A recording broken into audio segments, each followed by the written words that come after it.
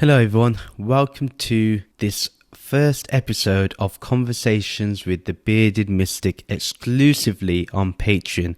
This is the full conversation between myself and Lyam, also known as Yamsox. Now Lyam is not just a popular TikToker, but he is someone who is full of wisdom. Not only is he able to bring a beautiful synthesis between spirituality and mathematics, he just has some cool ideas about life itself and how to live life. And this conversation just really highlights that. So without taking much more of your time, I hope you do enjoy this conversation. Let me know what you think about this conversation. Let me know what your thoughts are. Join our Discord server. Let's keep this conversation going. And we do have to have Lyam back on soon. Please enjoy this conversation. Are you an introvert or an extrovert?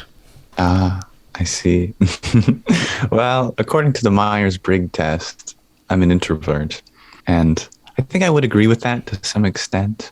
I'm not so certain how much of the context is true when it comes to the existence of introverts and extroverts, because it definitely depends on the context and the situation.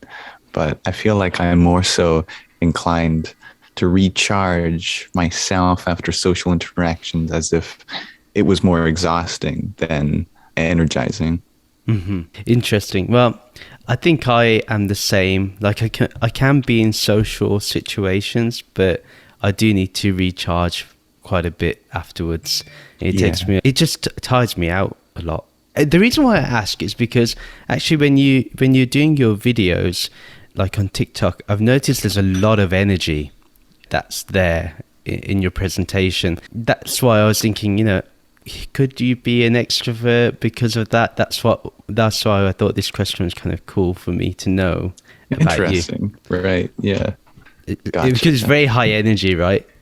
Oh, certainly. I feel like I have such a different face on my videos than I do off camera that I think even some people in my personal life have started to notice, like, why aren't you that energetic with us? I'm like, well, I guess I'm not, teaching my passions to you. So that would definitely make part of it.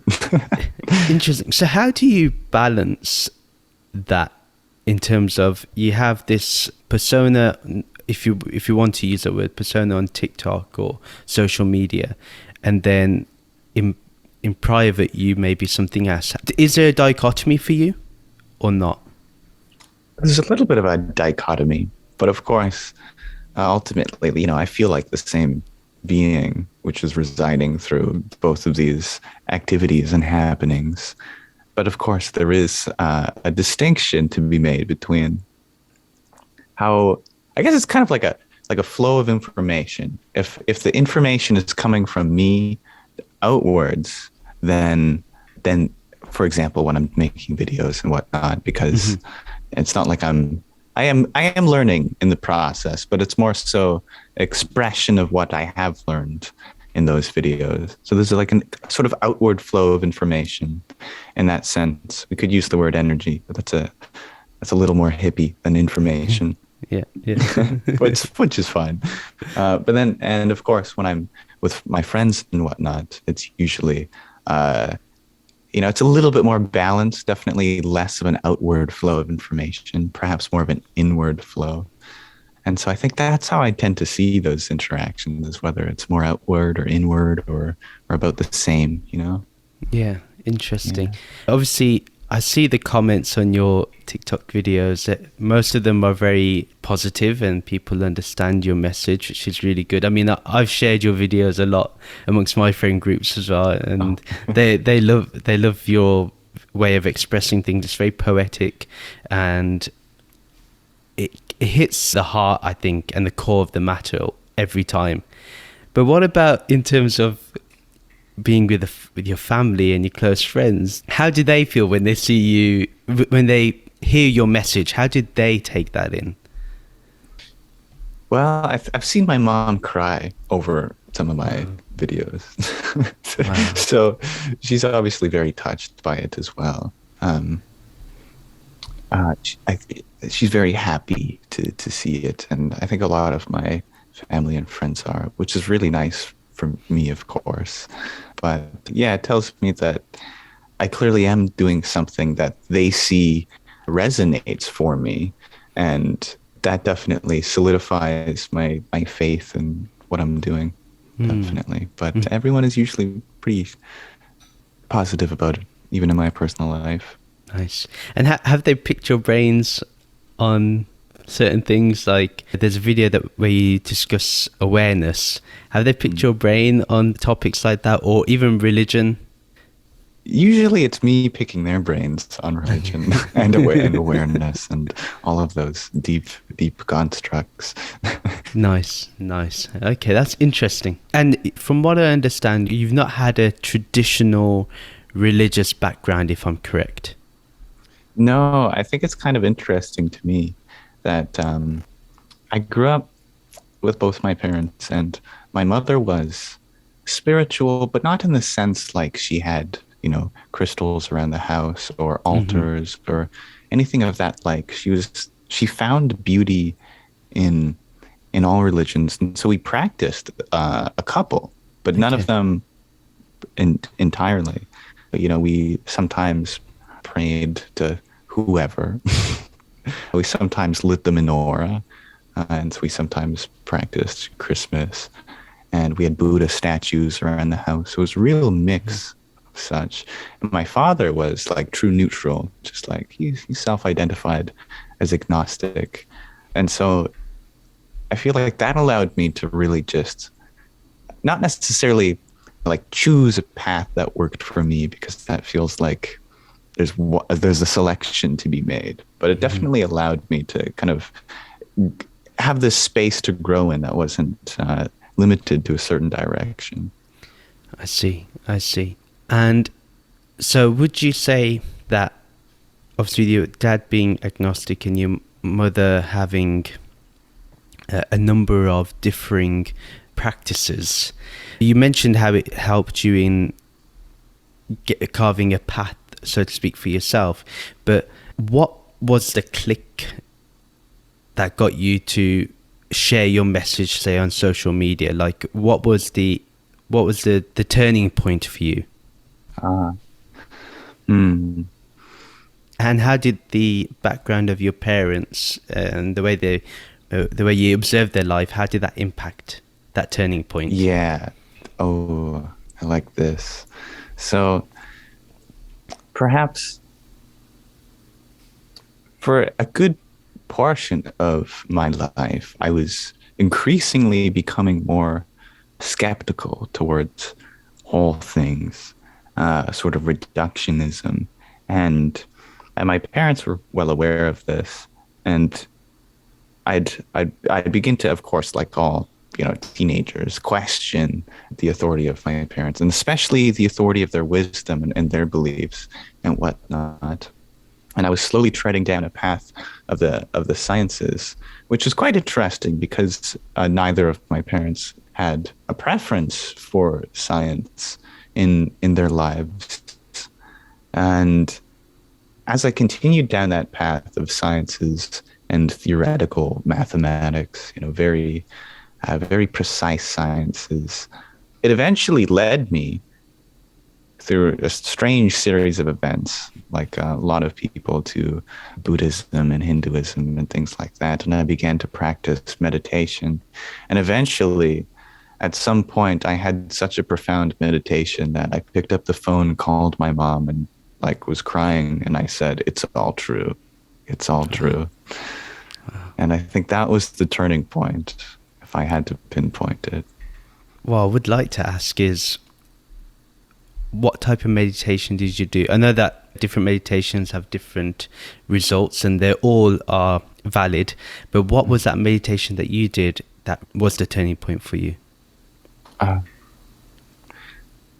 can really only speak from experience if this will generate similar effects in others, but the meditation that happened to me occurred on a walk home from a graveyard shift, stocking inventory.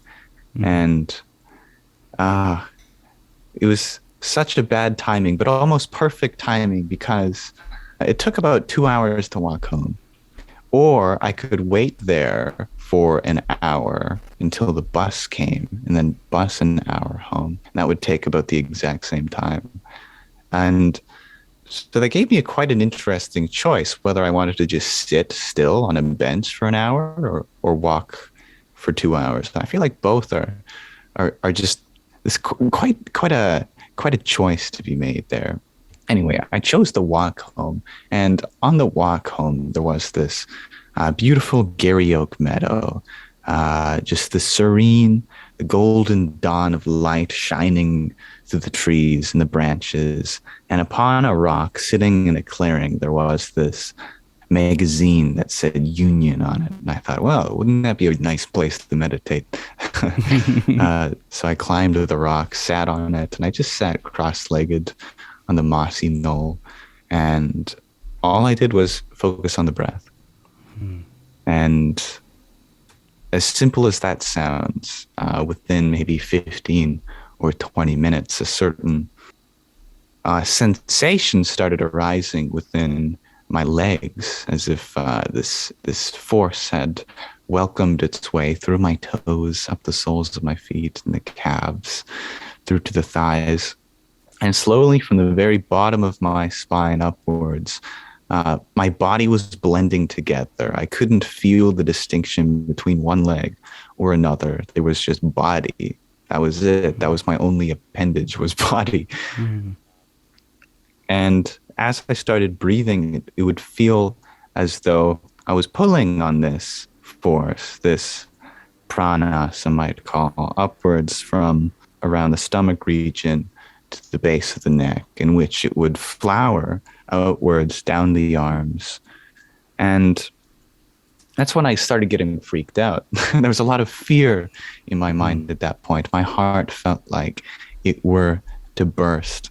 That fear took a hold of me, and it kind of killed the meditation. But what didn't stop was the persistence of that flame, that fire, that force, which was pervading my body. And it was quite terrifying because it would take hold of my arms and hands, and I could not move them. It felt like what I would imagine someone with ALS might feel, because there was this urge, this yearning to move the hand that I definitely have control over, but it was frozen in a mudra position. And that was quite interesting, because I didn't even start the meditation in a mudra, but somehow or another, I felt like I had been forced into a mudra, and I couldn't get out of it, even though I was no longer focusing on my breathing. And it took about 10 minutes for that to dissipate. But that sheer energy which I experienced proved to me that it was all real. And so I had to phone my mom shortly after getting home. Nice. That's incredible. So for me, listening to your experience is kind of like similar to what I had. I was walking down the road. I looked up into the sky, and I just felt oneness with it. And there was no separate me, and there's no separate sky or space. You know, I could see the stars and the clouds, and yet there was an interconnectedness to everything at that time. And I felt the same, like, elation, ecstasy, joy, tears rolling down my face. But as soon as it happened, I felt like I got out of it just as, like, literally, it was very fleeting. But that was when I realized the importance of just meditating and actually having a practice, so I could work on that. But it was nice to have a little signpost, a little kind of sneak peek, a little teaser trailer, to say, you know what, there's something you can enjoy here. Why don't you take that opportunity? That's interesting how I think sometimes being in nature invokes this spirit of togetherness. I really love that you said that you automatically got yourself into a mudra. Did you have the vocabulary to express your experience, or was it after you read some of the scriptures that you then got the vocab to express it? That's a really interesting question. And it's interesting because I don't know. Like, there is a certain knowledge I have when it comes to terminology and vocabulary of these experiences described in Vedic scripture and the Upanishads, etc. But I don't remember ever reading them, at least not in this lifetime. And this confusion, it was further dampened in just perhaps a year before that experience, where I had been doing some theoretical mathematics, and it led me to a conclusion that for some reason I had known was the heart of Buddhism. And at that time, it made perfect sense how I made that connection. But now, looking back on it now, I have no idea how I knew that connection, because I had never actually studied Buddhism as far as my memory goes, nor the connections that were then soon made with Hinduism. My only experiences were simply having statues of the Buddha around my house, and my mother couldn't tell me a single word from any sutra. So I wish I had an answer, but it has also fascinated me. I have no idea. Interesting.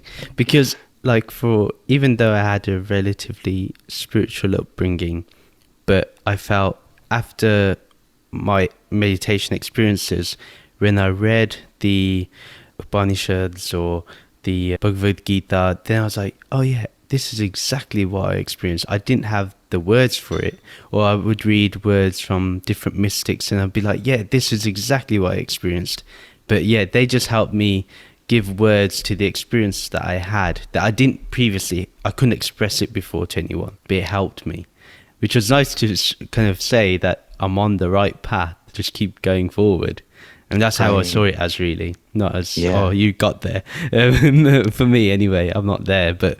It's lovely that it happened in that order of experience and then the readings, because for the other way around, you might be, have this bias for confirmation, but without any prior knowledge, that's like, well, that's as much proof as possible without any. Yes, absolutely. That's wonderful. And I want to now ask you, because we have a mutual friend, Nishji. And so what has your interaction been like with Nish, and how has that helped you?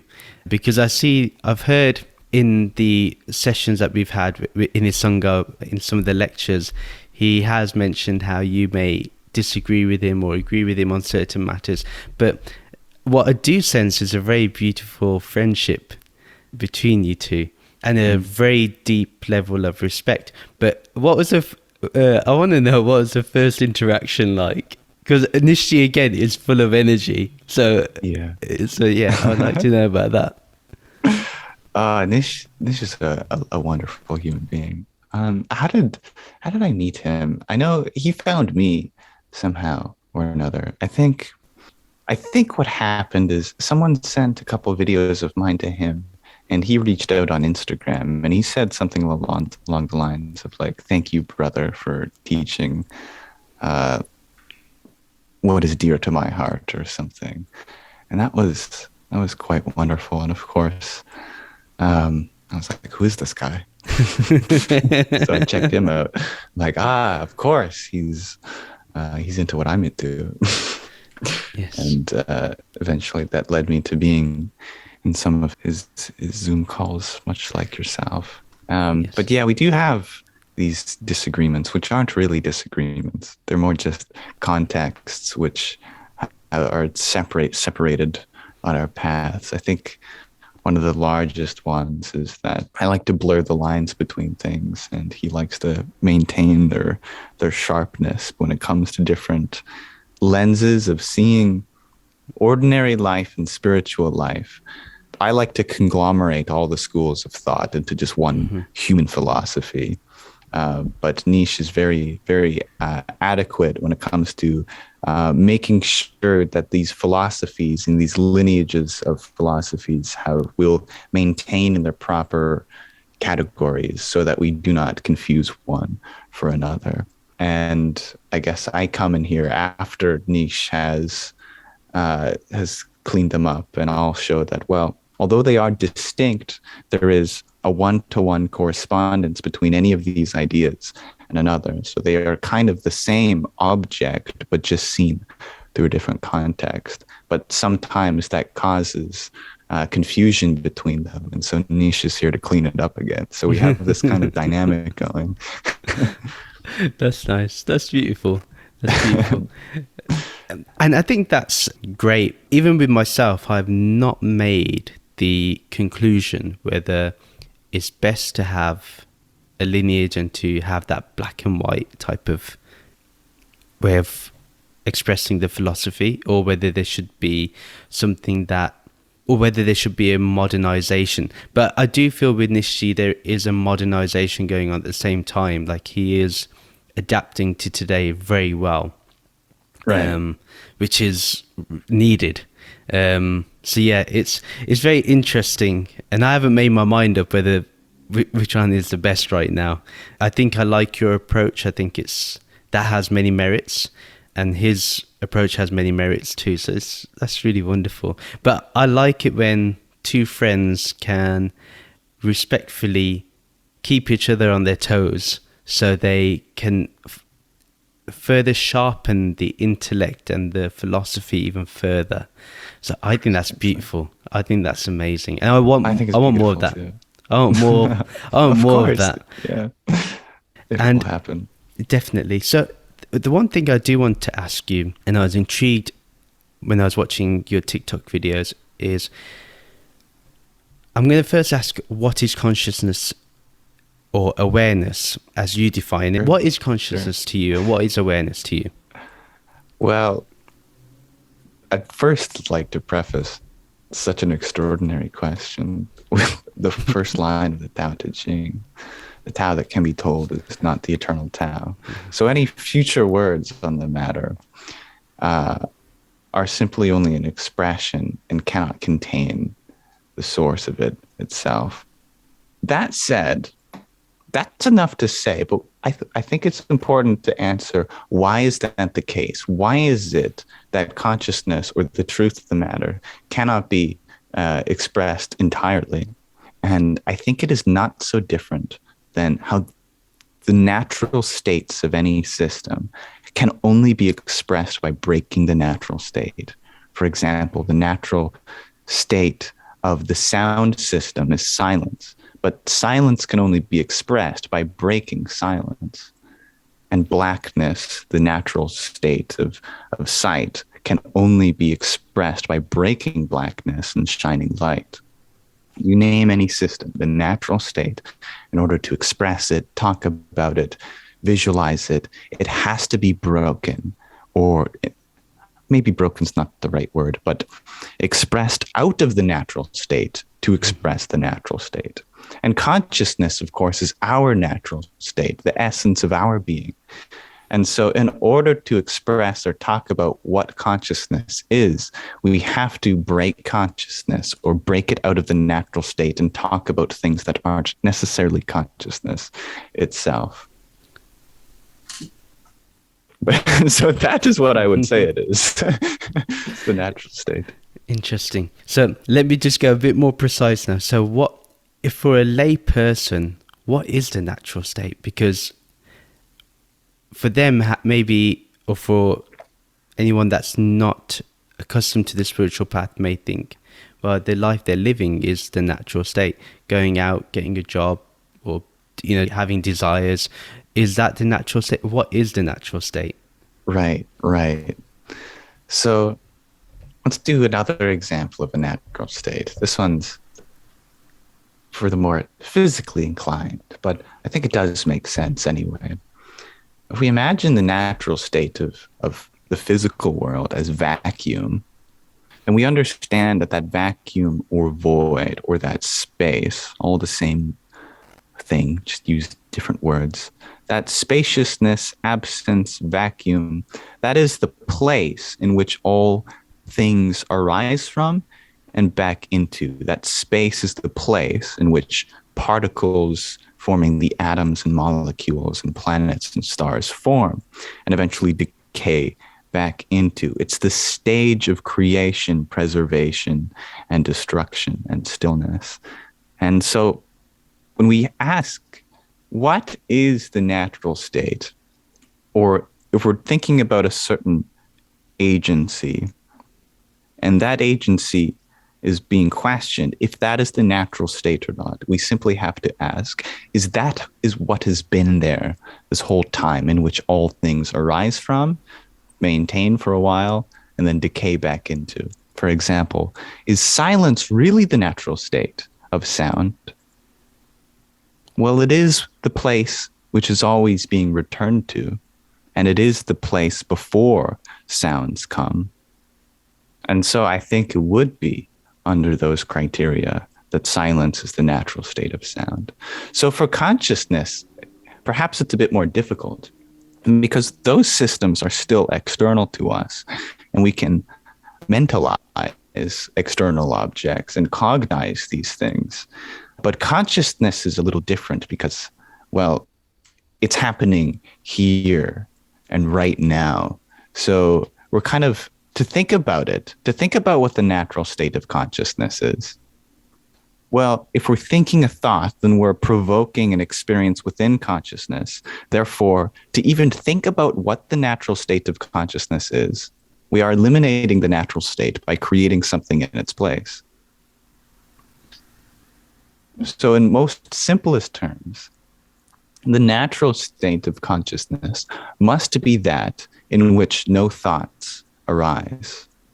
Perhaps this is not unlike deep sleep, which is still a state of consciousness, but no objects to be aware of within consciousness. The very background layer pervading our existence, in which all things arise from, persist for a while, and then dissolve back into. This is the natural state. Wow. That is very powerful. That was like a meditation in itself, if I'm honest, bro. All things are meditations. Absolutely. And I actually do agree with you with that being the natural state. I'm actually fully aligned to what you said. It's there constantly. Even though, like you mentioned, it may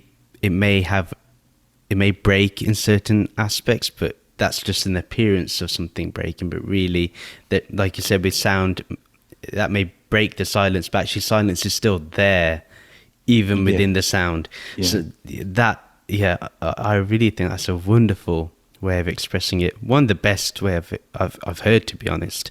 One of the best explanations. That's really cool. So, I'm glad. So now, to get a little bit more deeper into consciousness, where is consciousness? I cannot see it. I cannot see it around me. I cannot see it in my reflection when I look in the mirror. So where is this consciousness? Where is it? Where can I locate it? Is there a location? It's very difficult to find. This is the hard problem of consciousness. I liken it to trying to find a magnifying glass with a magnifying glass. It's like you can look through the magnifying glass all you want, but it's right there. Mm-hmm. You're using it. And so when we're using consciousness to find consciousness, it's quite funny because it's quite a similar situation. Where on earth is consciousness relative to our consciousness when we're trying to find it? Because we try to externalize the search for it, and imagine looking for consciousness within another person. Maybe that means dissecting the neurons and zooming in on an electron microscope and seeing what set of interactions produce this sensation of consciousness. But I think they're really looking for mind and not consciousness. And sure, you might be able to find the mind within the brain, but the brain is within the consciousness. And so we have this kind of loop going on. We have the brain arises within consciousness, but the mind is within the brain. But the mind is what reflects consciousness. And so it's this interesting dynamic system. And so I think it would be important for me to give my distinction between mind and consciousness, which can simply be said by the difference between a mirror and its reflection. So the mind is the place in which we see consciousness. And so we often confuse the mind for consciousness. But it would be not unlike confusing ourselves or confusing the reflection for the mirror. And indeed, in some sense, they are one and the same. The reflection and the mirror is one and the same. But there is a distinction there, because the mirror can be without the reflection, and what is being reflected can be without a mirror. And so likewise, when we see, say, someone who has passed away, there is still that mirror there, but no reflection of consciousness. Likewise, theoretically, although it is hard for us to imagine while in these bodies, we can have consciousness, but no mind to reflect it, a sort of disembodied being. But what's interesting then in this analogy as mind as the mirror upon which consciousness can be reflected unto itself is that without a mirror, without a mind, there would be no sense of self, because there would be no reflection to see oneself or to be aware of that awareness. And so a truly disembodied being, therefore, would not realize that they they might not realize that they exist. And in some sense, they doubt. This really presses the question what it means to exist. They would have awareness still, but no self-awareness, perhaps not unlike a rock who is aware of the natural laws and still obey by them, and are aware of the fluctuations of temperature and the pressure of the atmosphere in which it responds to. But we cannot say that a rock has a mirror, a mind in which to direct these senses back onto itself to spark self-awareness or self-consciousness or sentience. So the question of the matter is, where is consciousness? Well, we know the mind is in the brain. The mind is kind of the software upon the hardware that is the brain. But consciousness is reflected by it, thus pervades it. And so we cannot say for certain precisely where it is, because, well, it doesn't occupy a place or a space or a time. Only the reflection does, only the mind does, but it itself is the subject to whom which objects such as spaciousness or timeness occur. Does that make sense? Yeah, it does to me. Yeah, definitely. When I think about where is consciousness, and I'm often asked this question, and I would say there is no location, because the moment I say it's there, it's also going to be here. Like it's, like you said, it's all pervading. So it's very hard to even say that it's located in the mind, because, well, for example, when we meditate, we expand. There is an expansion that goes on. So yeah. And then again, if consciousness is formless by definition, then how can you, for there to be a location, there needs to be a form of some kind. So so that's so yeah, that, which is very interesting. So in terms of consciousness studies, is there anyone that you find has philosophically got close to what is said in Vedanta or in Buddhism? But there's one that comes to my mind, which is Bernardo Kastrup. But apart from him, I don't know if there's any more. So if you do know any more that kind of are on the same lines, they may not agree completely, but along the same lines would be good enough. Interestingly, for some reason, I feel like the mathematicians are the closest to unlocking the same kind of understandings that have happened in India and the nearby regions many eons ago. There's a couple papers that kind of point to this. The first is John Conway's free will theorem, which essentially is this idea that if we take the simple axioms of quantum mechanics, these underlying assumptions that are very dear to the scientific world, and we then assume that some system of quantum mechanics, for example, human being, can have free will, then it's a necessary consequence that all things have free will, including rocks, trees, molecules, atoms, particles, quantum fields themselves. You cannot have, a system in which one aspect of it has freedom and another aspect doesn't. It's an all or nothing deal. And you can really only disprove this paper, the free will theorem, by getting rid of one of the assumptions. And the assumptions were only quantum mechanic assumptions. And so by underpinning that, you'd have to dismantle the entirety of physics, which is amazing, because it's quite a profound philosophical paper. And so that kind of hints towards some notions of consciousness, but it's more of a topic of free will. The second paper that definitely struck my interest was the Roger Penrose, who was given the Nobel Prize recently for his proof of black holes decades ago, but he was given it recently because we finally took a picture of one. And he makes quite the bold assertion that consciousness is not a computation. And that's really important for mathematicians because all things pretty much are regarded as computation. We see the entire universe as a computation. Literally every single interaction, be it physical or even societal or even mental, are considered computation, some algorithm which is processing information. And so for a mathematician who sees all that data, to see it all and see the entire universe as a computation, to come to the conclusion that consciousness, despite pervading or existing in some relation to this universe, is not a computation itself, is mind-blowing to me, because wow. we've found it, we've cracked it, or Roger Penrose has, that consciousness cannot be like anything other in this universe. It cannot be a computation. It is not an algorithm. It is not this process of information, but something beyond. And so I think that speaks really true to the heart of these things we find in Vedanta, in Jainism, Buddhism, Hinduism, Taoism, all the isms of the East. Interesting.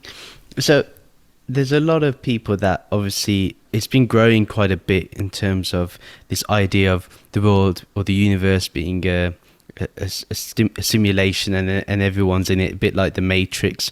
But do you find that hinders one's understanding of what consciousness is, or even the experience of consciousness directly or of awareness, when we use this type of concept of a simulation?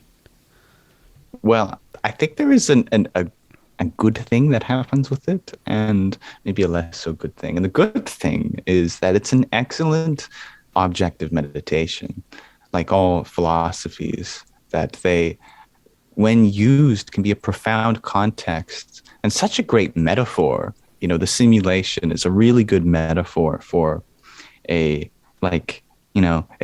makes it seem less serious. You know, oh, it's just a simulation, you know, it's just for fun, kind of. It's just, you know, maybe to see what happens kind of thing. And I think that is perhaps very true when it comes to this concept of Maya, the play. And Maya and simulation theory are pretty much basically the same theory. But truthfully, I think seeing it as Maya can be a little bit more affirmative for our mental health, because I do think there is a very real consequence of simulation theory, which is that it makes it seem like it's a false reality, like there is a reality beyond. And to some extent, that is true. But it can be very easily be misinterpreted to see that, oh, this is meaningless. What's the point if it's all a simulation? What, am I being harvested? Am I being farmed? You know, it's very kind of antagonistic to what goes on within the present moment, where we're trying to externalize a greater reality instead of seeing it as what it is right now. Because I always say, if not what this is an illusion, it's really an illusion to you. And thus you are really here to experience it. And I think that is the most important takeaway of simulation theory, is the possibility that it's true and acknowledgement, but not to take it seriously because it falsifies how you exist right now. Because this pain, perhaps it's an illusion, but it's a real experience. This suffering, perhaps it's an illusion, but it's a real experience. And all the emotions and feelings and experiences, they truly do occur to you. And thus, if your existence is defined by not what is real, but what you experience as the subject, then it is necessary that we find fulfillment within this moment, whatever it may be. You're right, because I find that a lot of people, when they explain Maya, and you've actually explained Maya the way I would, that it's both real and unreal. Like, yeah, it's unreal from the level of consciousness, but as the level of body and mind, it's very real. Like, for example, if you somehow your hand was able to punch my face through this laptop, I would feel the pain. I wouldn't be saying, oh yeah, that's unreal, you know. Oh, I'll type in some code and erase the pain away. It can't happen like that. And I totally agree with what you said. Like, it's good that we understand that it's both real and unreal, and that helps us to be grounded too in our life. Because I have seen the opposite. You know, when people say, oh, it's all unreal, I've seen them just not care. And it's like, no, you need to care. Or it can come across as insensitive. That, so someone's suffering then is not given the compassion required. Yeah, you're kind of invalidating their suffering. It's like, well, now they feel extra pathetic. It's like, well, you're telling me I have no reason to suffer? Well, now I feel like an idiot. Like, I'm going to suffer more. Yeah, and it's such a, you know, I think maybe years ago I probably entertained the fact that it was all unreal, and I think now when I look back, I'll be like, no, that was really insensitive, Rahul. How could you think that? How could you even feel that? Like, but it's appealing sometimes, I think, to think like that. And it's in a way, I don't know, it reassures you about what is real, but only like the direct aspect. It doesn't see the web that appears from it, even though the web is an illusion, but it is there. And, you know, what we can say is Indra's net or something of sure. That type. I realized more and more as I grew spiritually that, yes, things are, it's all definitely unreal on when I am Brahman, it's all unreal. But when I am Brahman but Rahul at the same time, it's definitely real. So it's really interesting that we talked about that, because I think it's really important that we make sure that people understand that we are compassionate when it comes to these things. Although non-duality can be so majorly misunderstood due to this. And I've seen Nishti try to tackle this. I've seen him try to tackle this quite a number of times. He's been asked questions about this. Yeah. It's quite entertaining. yeah, it is.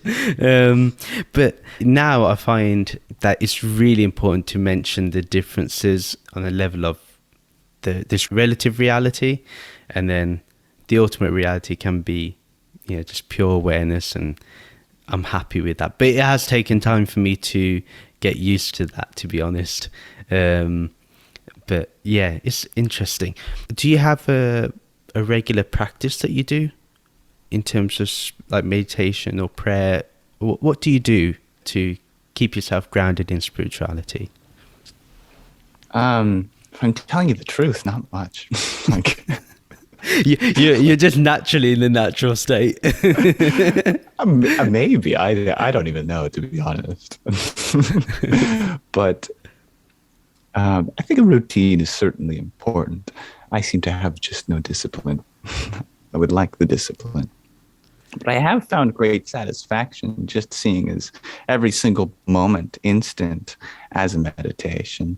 Mm-hmm. Anything can be a meditation, as we mentioned, you know, whether it be you're washing your dishes or going for a walk or something like in the modern age, Playing a video game is, interestingly, this is quite a new.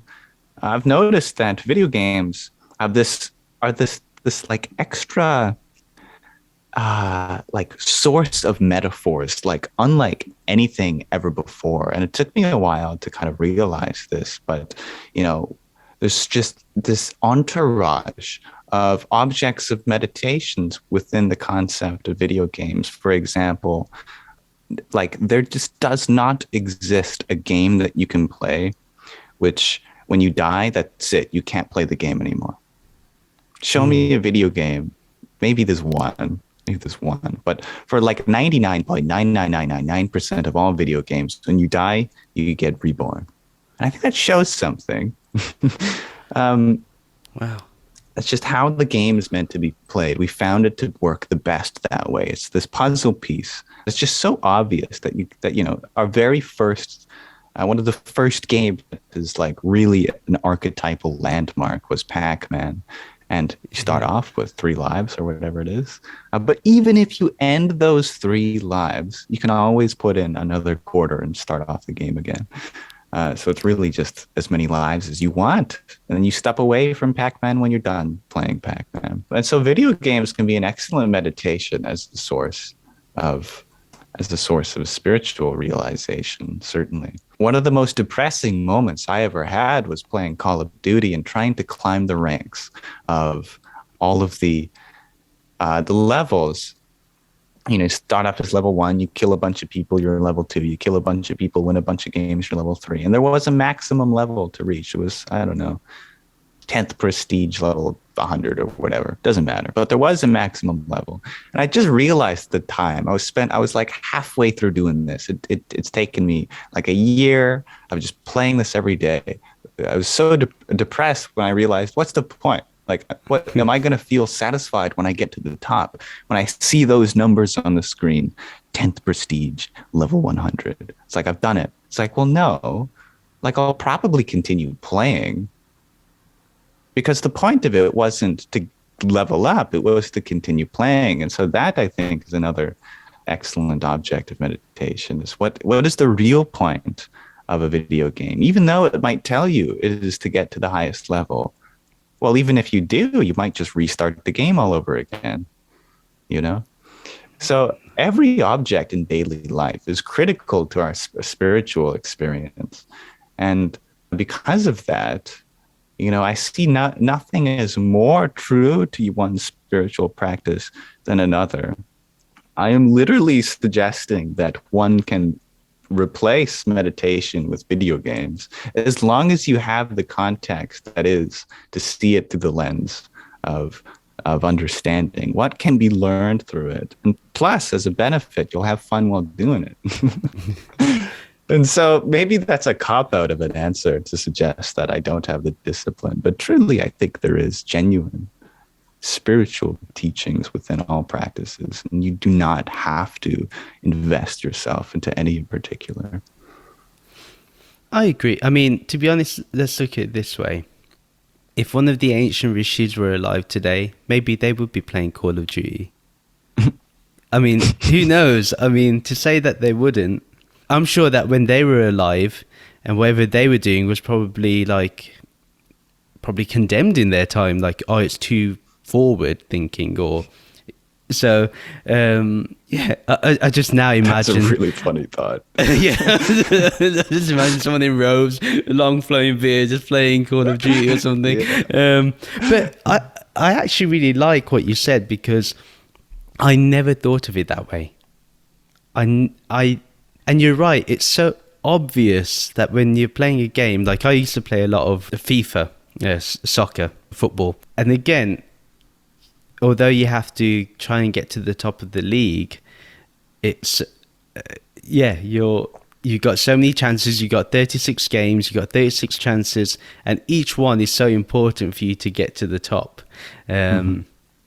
And you have challenges in terms of the other team and, how good they're playing, and you have to be just as good. So that, for me, now, if anyone says to me, oh, yeah, I'm playing video games, I'm not really going to be saying they're wasting time. I actually can see it as meditation. And I agree. I actually, because isn't it true that when you're playing a game that you can lose track of time? Precisely. Oh, so much so. And yet you're aware that time has passed by, but yet it feels like no time has passed by. Mm. So I'm now seeing the similarities now. I now see the connection. And in fact, isn't meditation a game anyway? A game? Yeah, if you think about it, becoming one with consciousness or with awareness, because in the beginning there is a duality. Mm-hmm. Yeah, it is. It's a game of from duality to non-duality. And you're going to have ups and downs. You're going to have things distract you, like the siddhis, the powers that may arise. You may have body pains that will stop you, or distractions like your belly will start rumbling. So yeah, I mean, I think, and maybe if people saw it as a game, people will meditate more. Yeah, definitely. There's a target audience for this perspective. I think it is quite powerful. It definitely makes it seem fun. And that is a point that Nish really loves to drive home, is that so much of spirituality is for fun. Yes. But there is another target audience that I think would not benefit from this so much so, is I know from my own experience, especially perhaps maybe a year ago for me, I was much more inclined towards, the great prophetic truths underlying the reality, that kind of perspective of there's this grand meaning to it all. And so for someone to come along and tell you like, oh, it's just a game, there's no great purpose to it. I think that would probably shut me down a little bit, which is good because the ego will have identified less with it. But that is also, I think, an equally valid perspective to have of the matter, is that, makes you feel good. The greatest thing that the ego can do is trick itself into pursuing spiritual things, because it's still a good thing to pursue spiritual things, even if you egoically identify with them. Yes. I mean, I've caught myself many of times where the whole idea of being spiritual is entertaining and empowering for the ego, and I will not lie when I say it is the toughest battle that you can ever face. It's like facing Andre the Giant in WWF or David and Goliath. It feels like that, because the spiritual ego is really subtle. So subtle. What I love is whenever someone says to me, "Oh yeah, I have no ego," I'm like, what is saying this? What is saying this? Yeah. What's the first word in that sentence? So I really love when people do that. Or then they say, "I'm really humble." Okay. Mm-hmm. Humble people never have to say that. It is seen in their actions and their being. Like, for example, I don't think I would ever hear it from Nishji. I've never heard him say I'm humble. In fact, I think at certain points I feel he's a bit too harsh on himself, or he jokingly does it. I think you need that too, because it shows people, especially like people who are beginning on the spiritual journey, that that's a good model to be. Because if someone is there pious and they're all mighty and spiritual, then I think sometimes people think, if they emulate that behavior, they'll become it. Yeah. And I do recall hearing about this effect. It has a certain name. I can't remember if it's called the guru effect or not, but It's definitely a guru effect and definitely a yeah. messiah complex that comes in, which is interesting.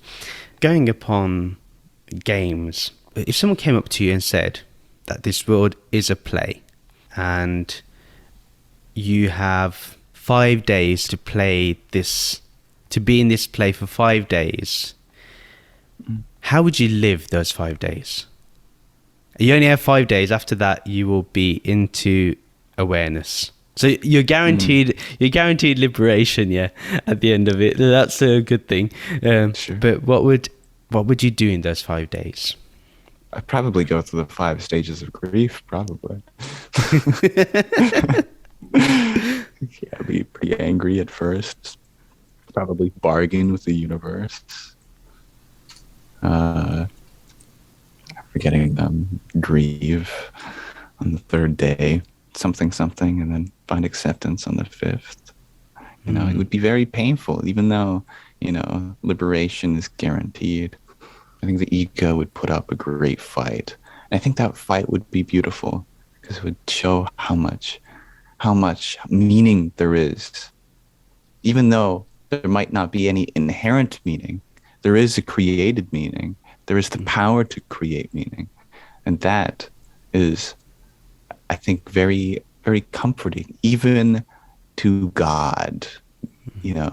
Can God feel comfortable? I don't know. But if God could, I think God would be comfortable with the fact that there is an ability to create meaning.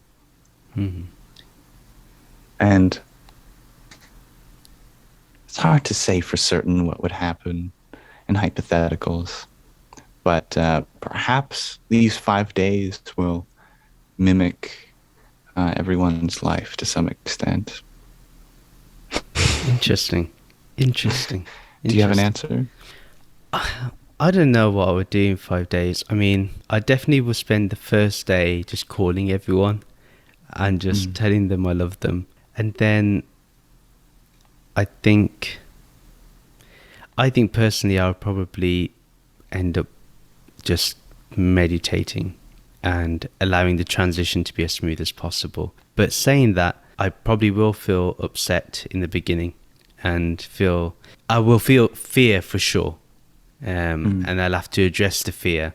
And I think that's when the meditation will come in, to address the fear. That even though I know I'll be guaranteed freedom, but is it going to be a smooth ride once I shed the body?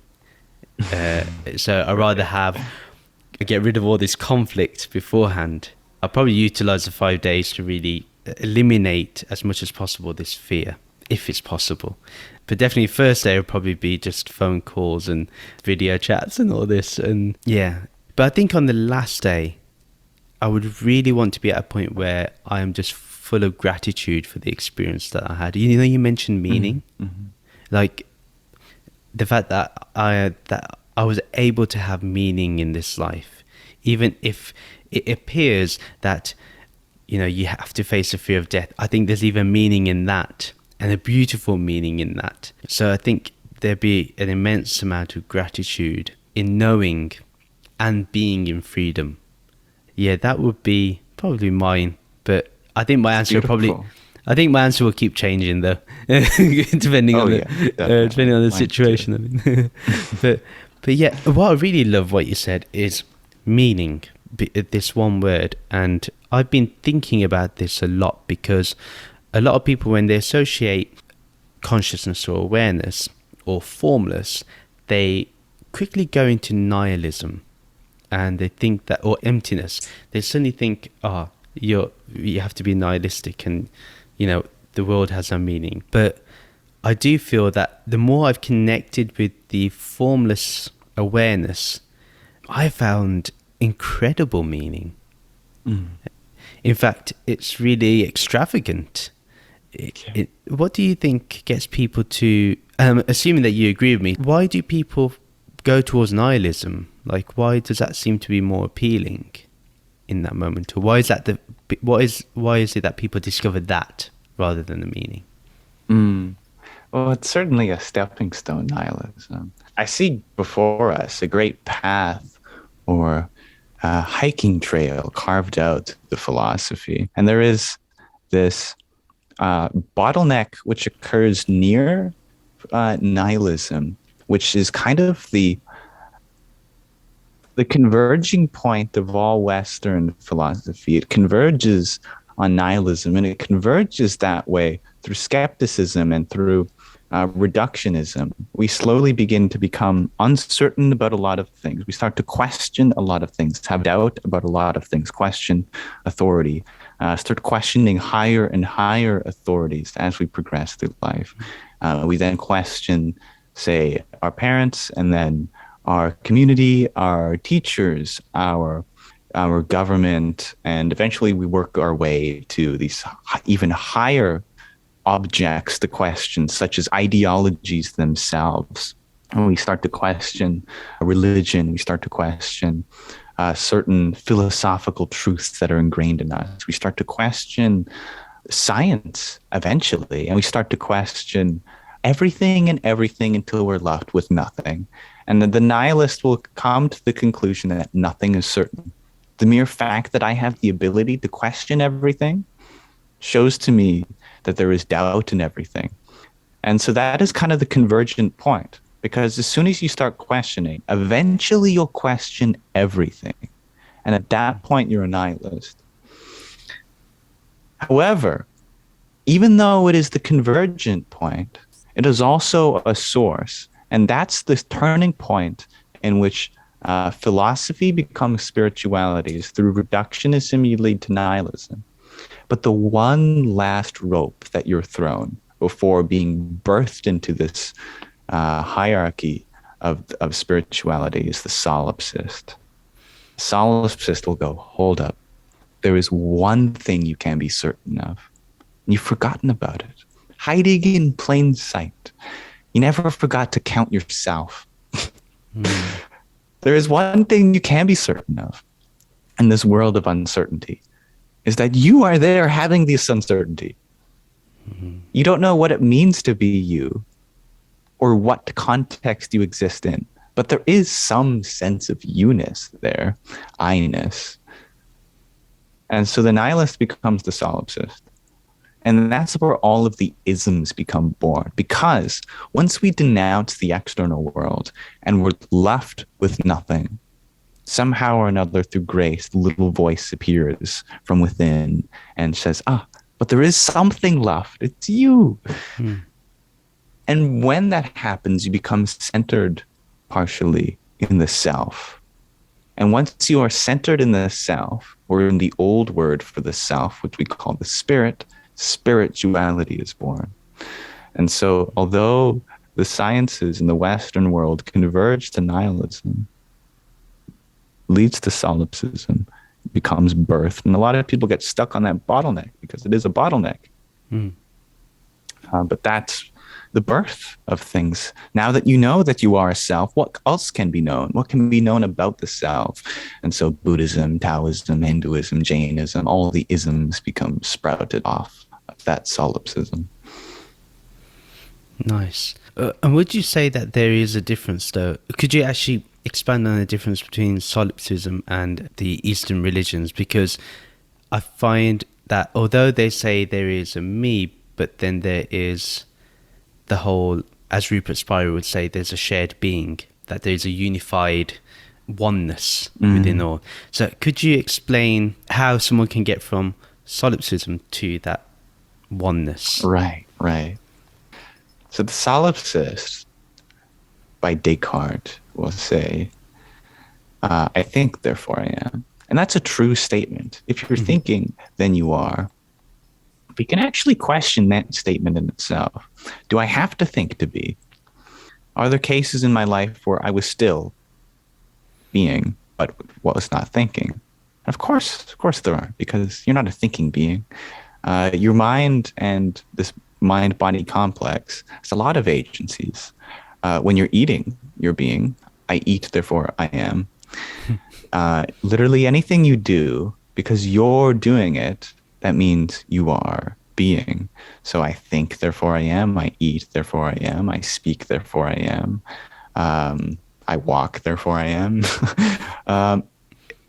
that second verb, whether it be eat, think, walk, talk, whatever, is unnecessary because it's all in relation to the I. Mm-hmm. And so it's just I, therefore I am. I am, therefore I am, even, or just I am, or even I, or actually, you don't need to say anything because it's self-evident. The self is evident. And I think that's where the solipsist begins to question their notion of the mind and exactly what it means to be a being, because you start to realize that there isn't really an individual thing which defines your being. You don't have to think to be. You don't have to eat to be. You don't have to walk to be. You don't have to talk to be. All of these things are parts, but they are not the whole. And you can never seem to enumerate all of them. And so there's this kind of geometric visualization that occurs, which is the external world is renounced, and you've shrunken your identity down to a singular point. But then you begin to expand that again, and it slowly expands to encompass all things within your awareness. You reject the external world for not being internal, and then you realize that the external world is internal.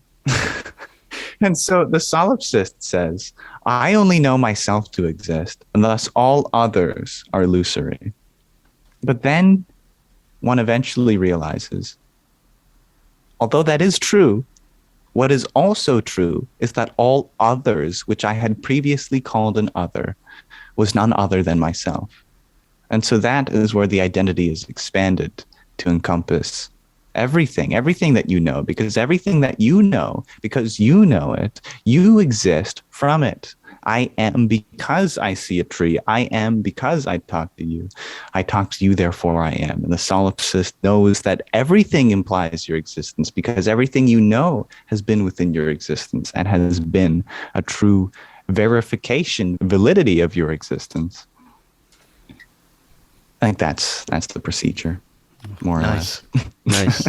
No, that was very beautiful. I think whoever's going to listen to that is going to be on the journey. They're going to be traveling with you as you go through it, because that was very wonderfully explained. And I find that to be. Thank you.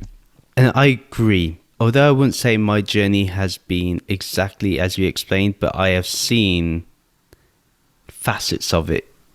And therefore I can relate to what you're saying and say, yeah, I agree with that, because I've probably gone through that. There was a period in my life when I did believe that life had no purpose and life has no inherent meaning. But then eventually, when you go deeper into your spiritual journey and you see the interconnectedness, the beautiful oneness within everything, you realize there is a meaning even in the no thing or in the formless. In fact, it's us that creates, maintains, or sustains and destroys that very meaning. We are in charge of it. By the fact of experiencing. Very powerful indeed. One thing I remember in one of your videos, you mentioned something and I noted it down. I want to go on to the ego. And what do you mean by the death of the ego is the absence of identity?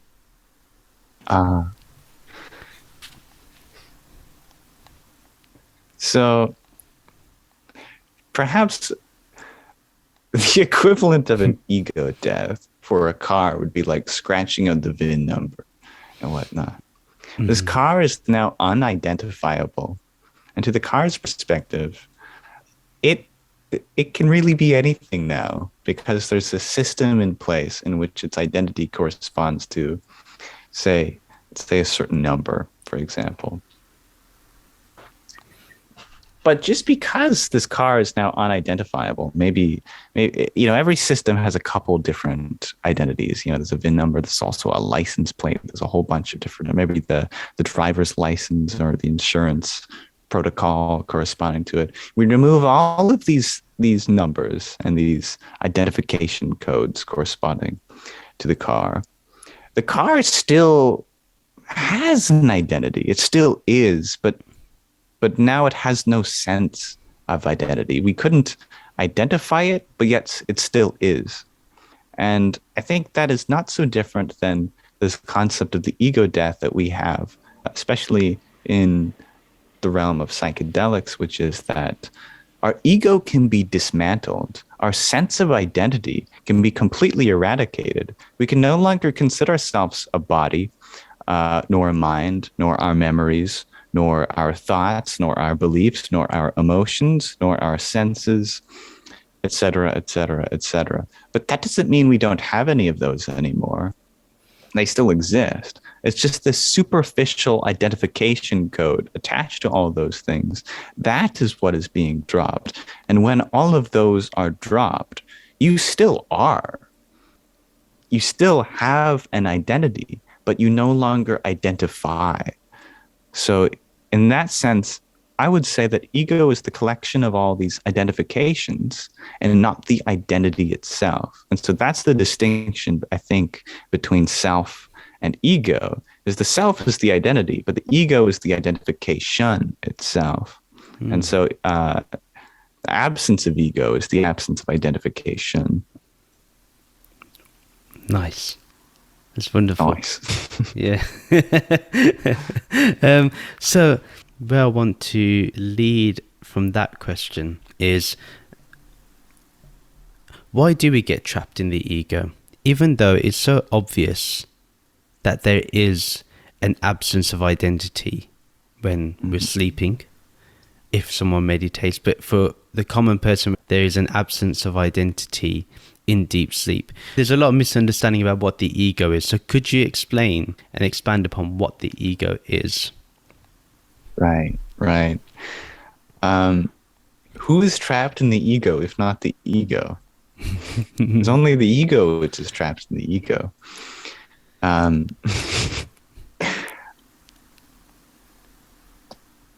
We have this sense of I-ness which we attach to things. And this sense of I-ness can be more gross or it can be more subtle. And by gross, I really mean external. Mm-hmm. And by subtle, I mean internal. Mm-hmm. And so the grossest identification is with the external world or material objects, physical, imminent things. You see a car, you go, oh, that's me. Mm-hmm. I did that. I am defined by this. I love that. I create that. I am that. I helped that. It's this connection between this concept in our head that we call I and whatever that is. And the more physical or specific, I think is an interesting word here. The more specific our identification, then the more limited it is. Because, well, the more specific something is, the more limited it is. And so this interesting game that we could play with ourselves. What happens if we instead identified with less specific things and more vague things, more subtle things, less specific? Then we would have less limitations upon ourselves. We could identify, instead of any object in the physical world, maybe we instead identified with a goal to reach.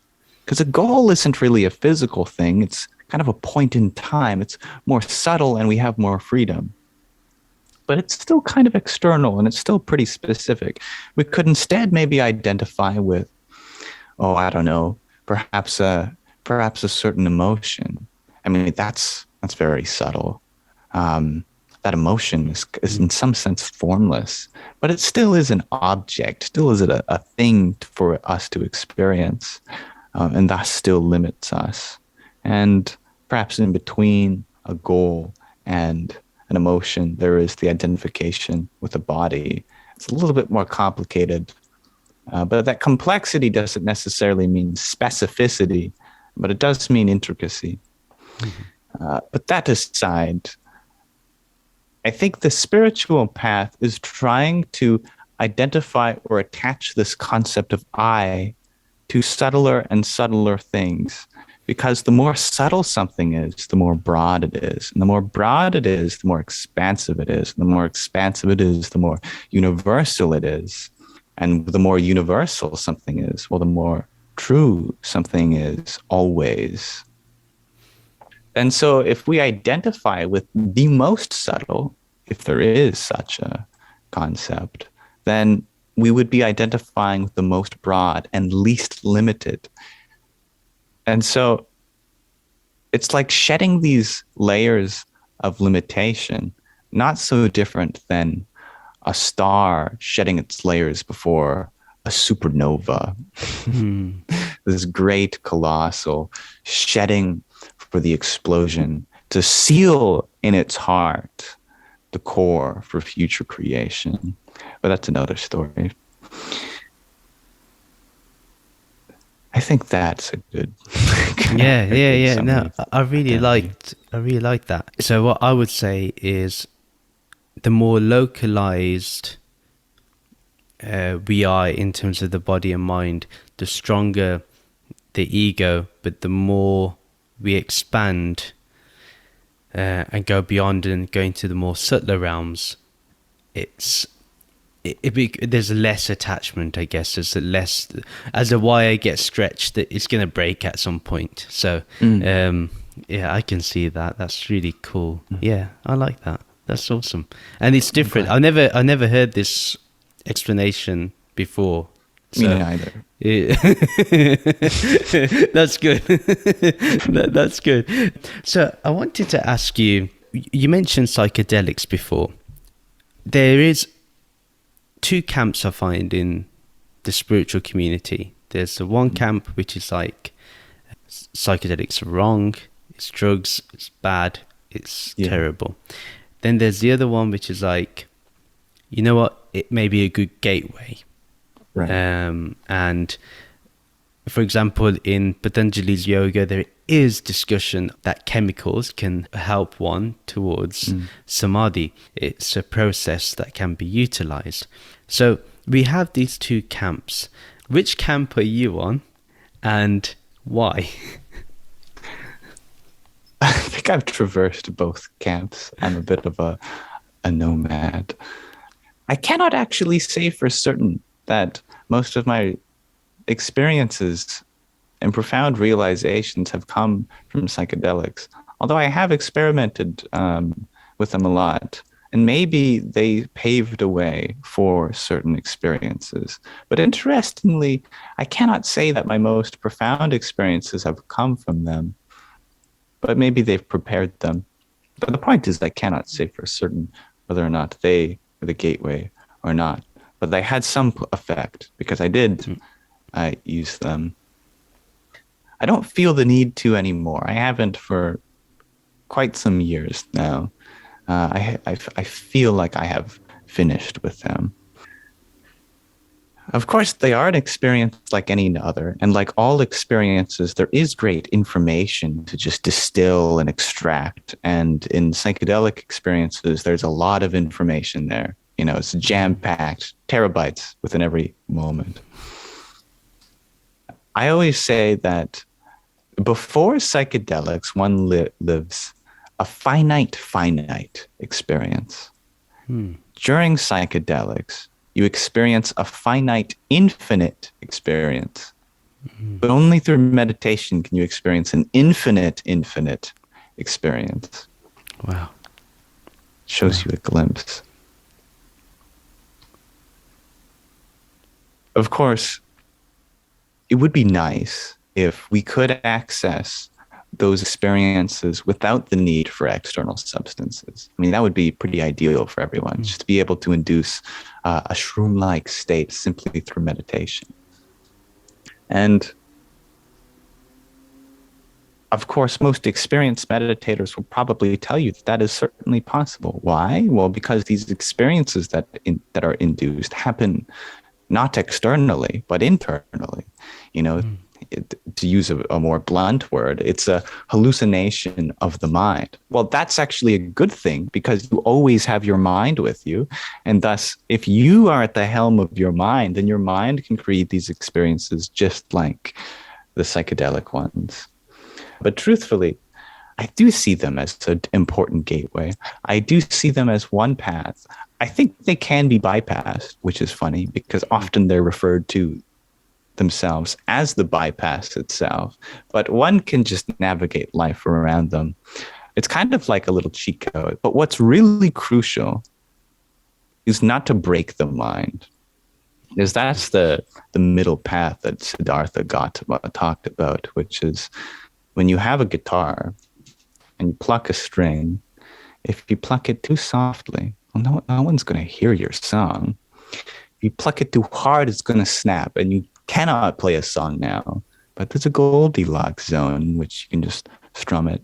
And for a lot of beings in this modern life, I think psychedelics is like plucking the string a little too hard. We live in a very delicate state in this day and age. Of course, most of the world is under great material care and has opportunity for extensive financial success and physical and material well-being. But we've kind of traded that for a certain deficit in mental security. And when there is that deficit, when we are living in such fragile times, and also coincidentally, the times when psychedelics are their most potent through, breeding or genetic modification, we have the most powerful drugs of all time, ever, and the most fragile minds of all time. It's like, okay, well, risk versus reward, I guess, but there is a genuine risk here. And I think that should be taken into consideration. I agree. It's interesting. I really loved, by the way, what you said about meditation being the experience of the infinite. That is very powerful.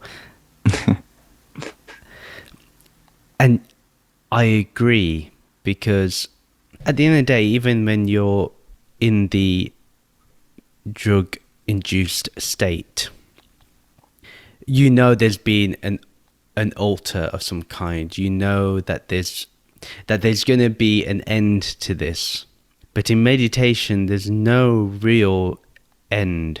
Like, I know people say, I have a 30-minute practice and it ends after 30 minutes, but actually, in reality, really wanted to, you could just go forever. yeah. And I find that with meditation, for sure, it's like you mentioned about the sound and silence example. The infinite is still there, even though there's the appearance of finite time. So yeah, that's really interesting. It's a good object of meditation. Yeah. I hope that when Nishiji sees this, he's going to be inspired, because he can try it out with his Sangha, this type of approach of infinite. Sure, why not? But although it's interesting, so recently, I feel there's like a synchronicity that happens also, when you're communicating with like-minded people. Like, for example, hearing you say infinite has inspired me to definitely utilize this in whatever I say in my podcast in the future and stuff. Mm-hmm. And it's interesting, yesterday Nishiji kept using the word formless awareness, and when I was recording my podcast last week, I was like, I'm now going to define everything as formless awareness. And it's like, I made that decision. Then hearing him, I was like, oh, that's interesting. And just a few weeks before, I was thinking about infinity. Mm-hmm. And how infinity is within infinity, and I was thinking about that. So now I'm just seeing, like, there's a beautiful play, again, a play that goes on, where I find that when you talk to amazing individuals, you find validation in what you're expressing is true. So one, there's gratitude on my behalf that you brought that out. It's mutual. Yeah, so thank you. And talking about infinity, I'm gonna have to get you to explain what is infinity. Oh man, now this is the good stuff. Man. So mathematicians are a bit obsessed with infinity. Yeah. And everyone's got their first glimpse of infinity. as a kid, at some point, we somehow realized that there's always a bigger number, that for any number, you can take plus one to it. And oftentimes, which is kind of a tangent, but that whole concept emerges in a very high vibration, a high energy situation. It's usually like, I love you times a million. I love you times a million plus one. It's like, I love you a million. You can always love someone more. And so there is this concept of not being limited, having no maximum. And I think that is always our first glimpse of infinity. And I think that's really beautiful. It is essentially, it's in the name, and infinite, being defined as beyond the finite. Nothing finite can limit the infinite.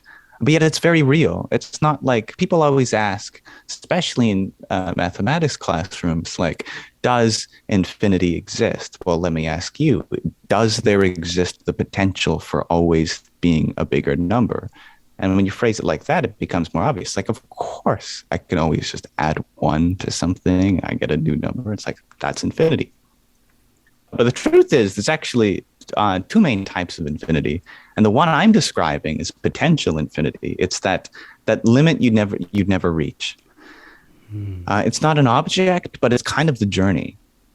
That adding one, that's the expression, always adding one to a number. That's the expression of the potential infinite. But mathematicians weren't satisfied with that, and they want to objectify it and pack it into an object. And they go, okay, what if it was a limit that you could reach?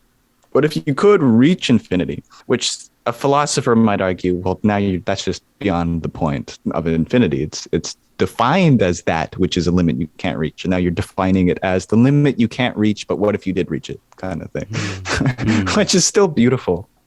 And that actually opens the doors to a lot of expression.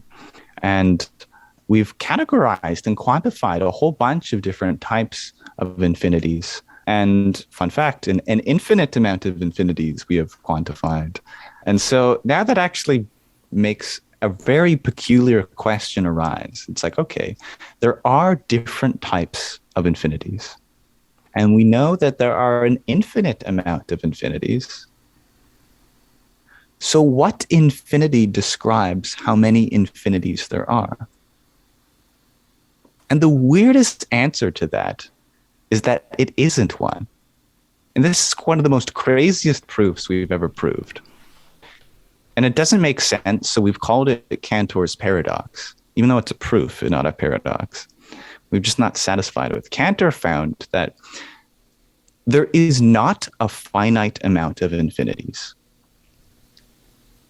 So it's infinite. But there isn't even an infinite amount of infinities. It's more than any infinity.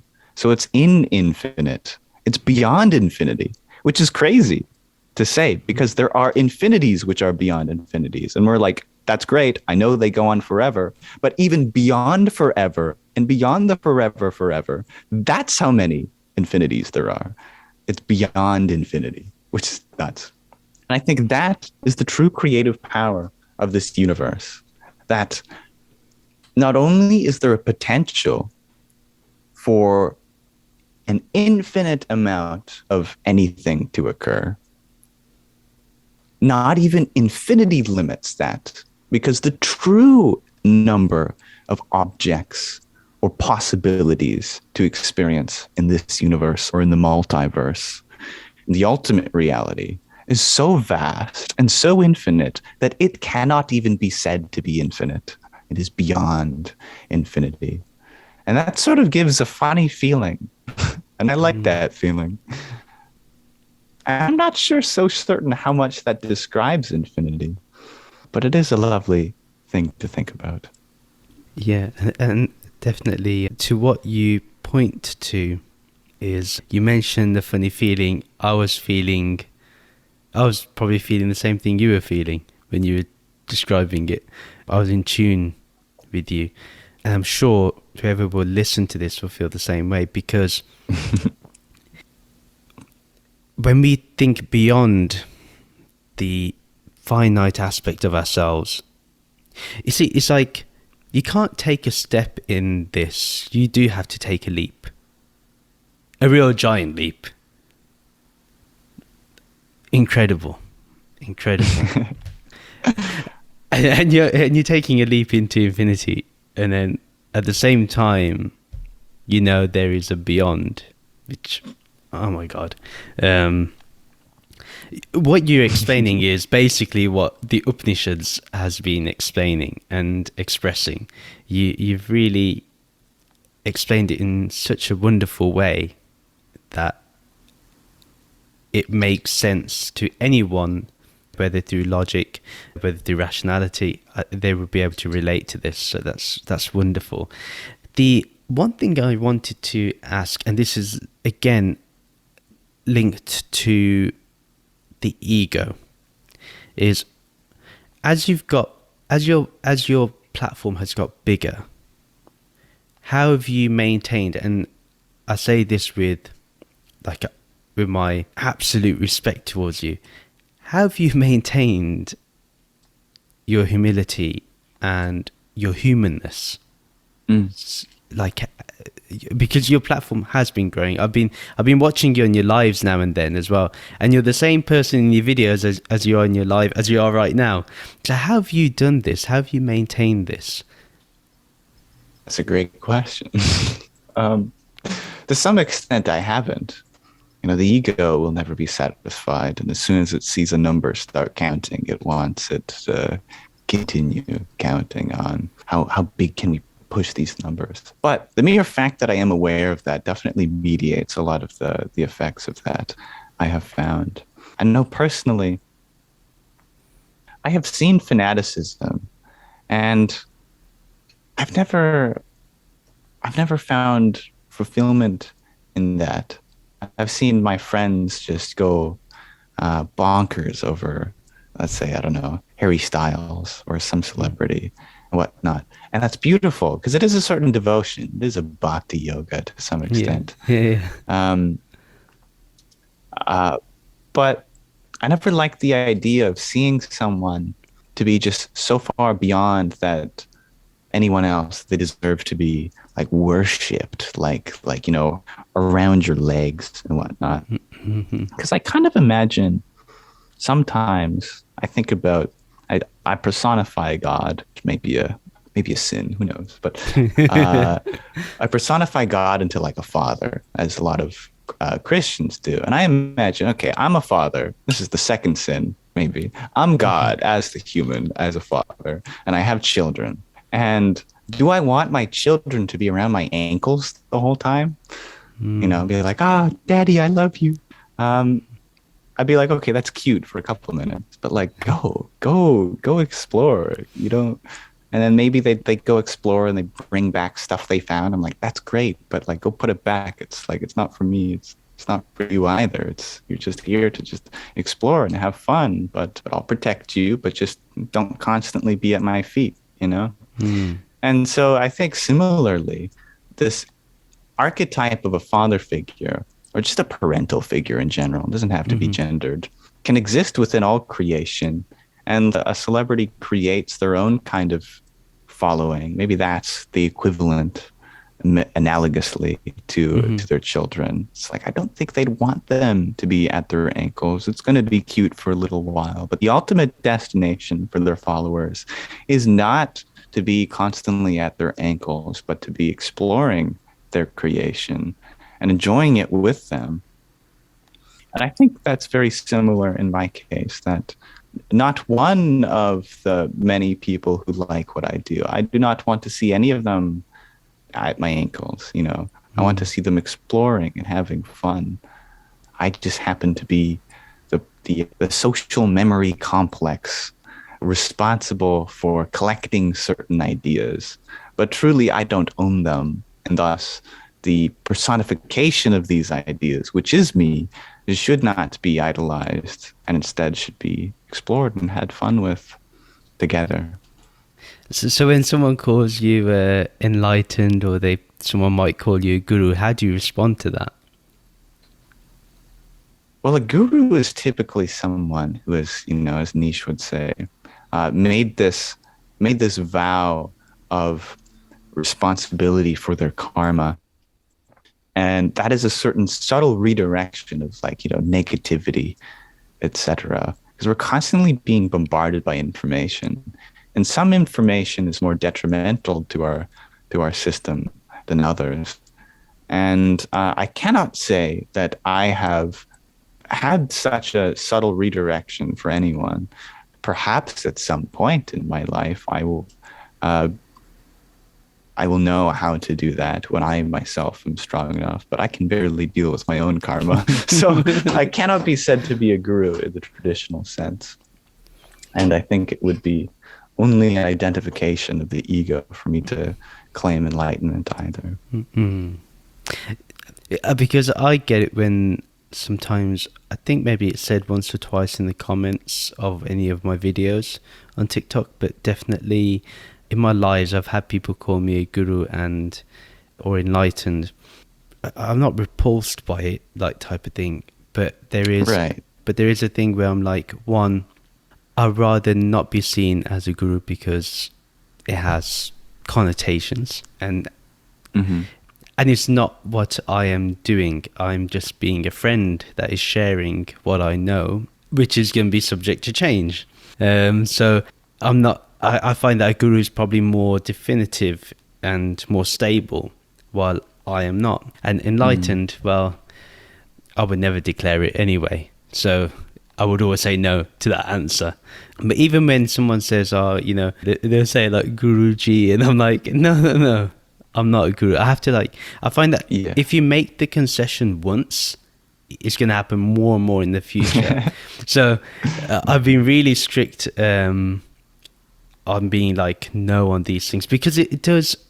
I've noticed that because I see it. So when the comment comes up, I see my ego going, "That's nice, that's awesome." Yeah, right. And then I'm like, no. This is not. This is not what you're gonna go to.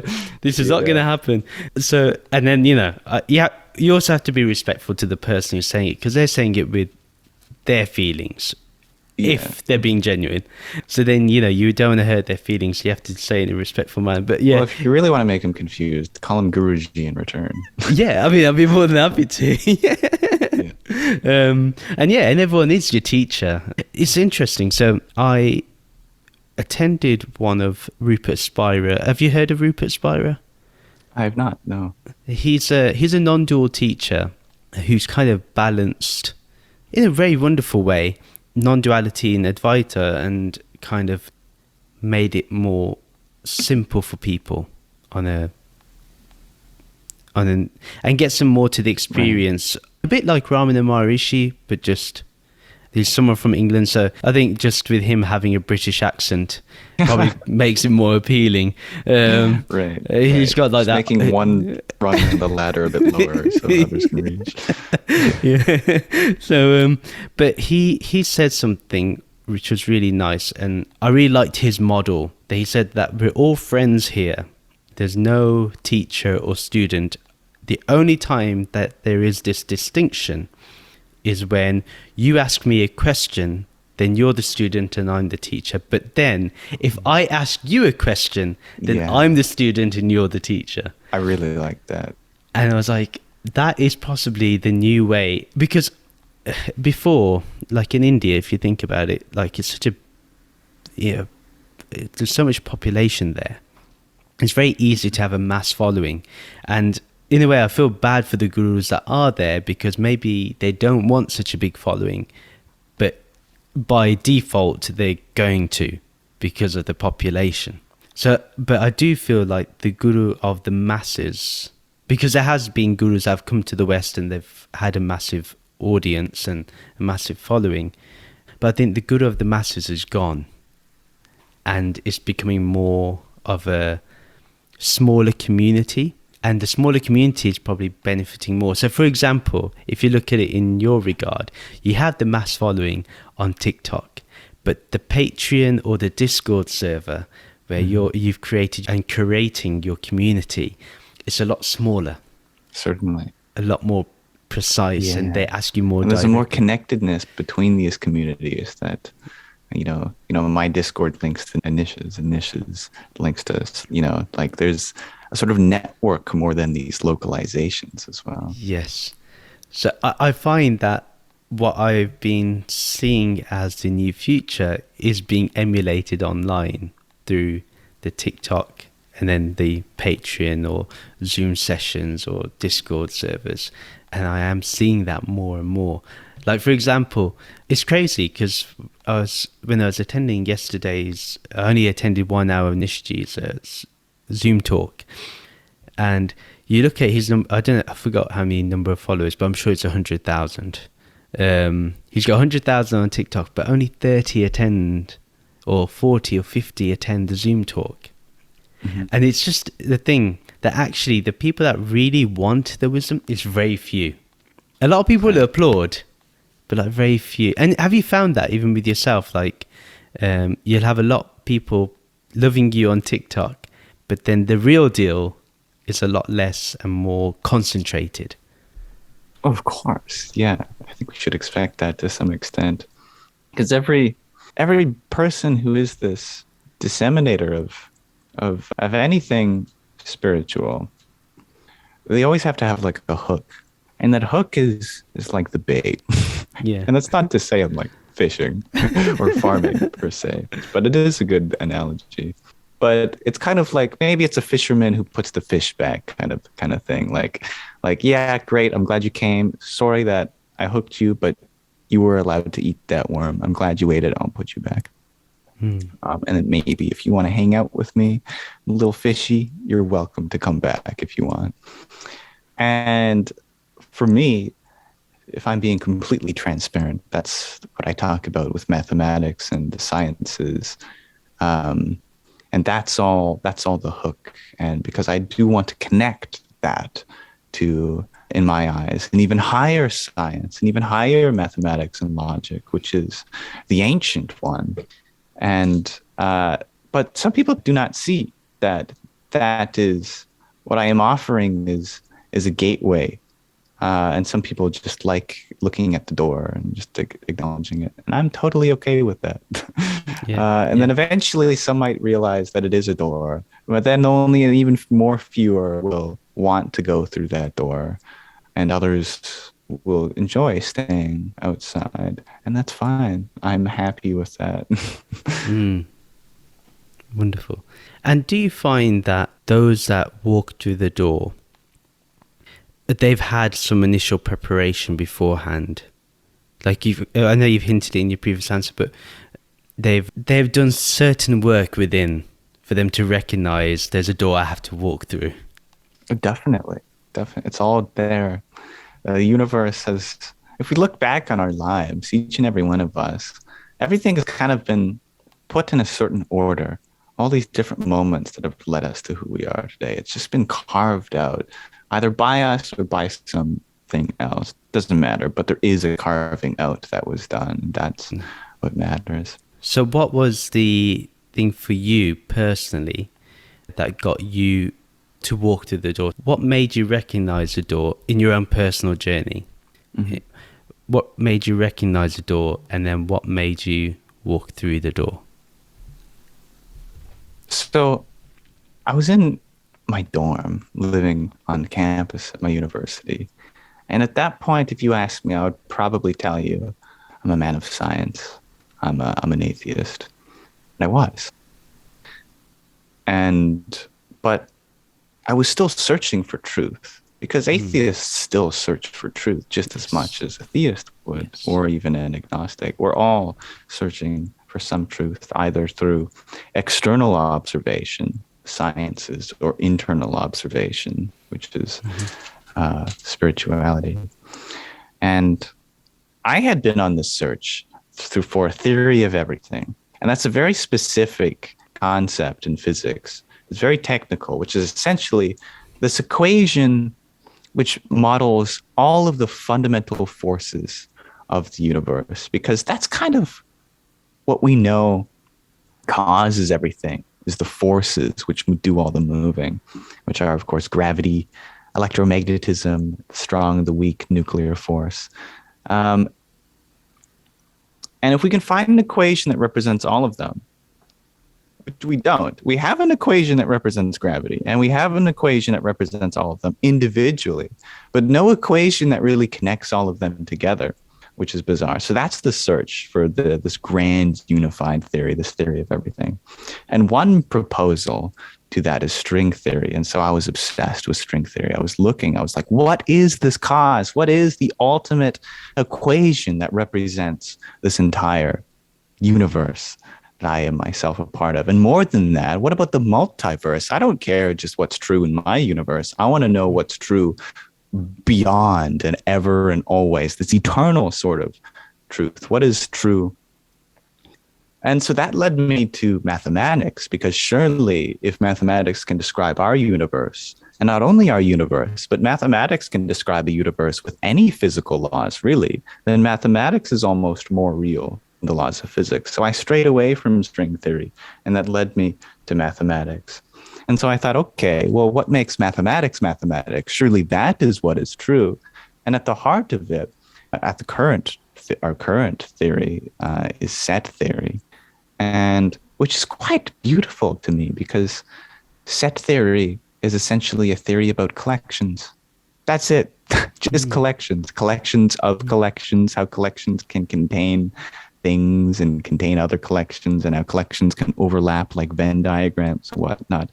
Somehow this concept of collections can model all of mathematics, and thus model any conceivable universe.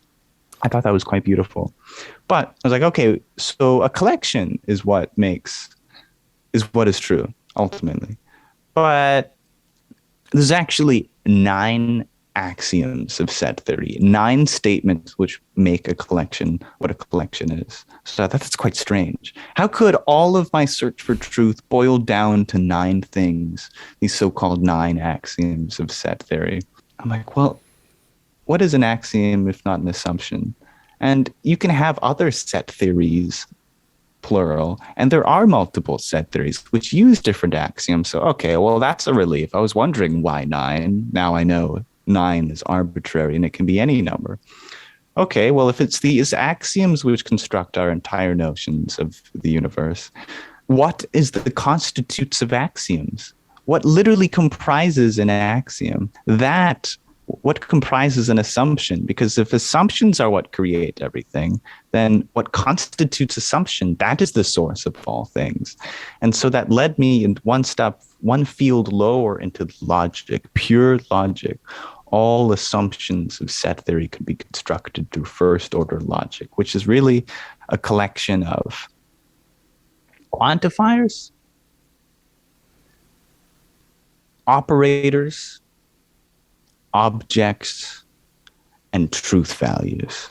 So 4 things comprise all of first order logic, which thus comprises all of the axioms of set theory, which thus comprises all of the all of mathematics and all of our theories about physics. Like, wow, it boils down to 4 things. And again, I thought, what a strange number. Why 4? So I started removing them. I realized that, those 2 quantifiers, they're defined by each other. You only need one. There's however many operators, there's actually only one you need, the universal operator. There's however many objects, they're all arbitrary. All you really need is 2.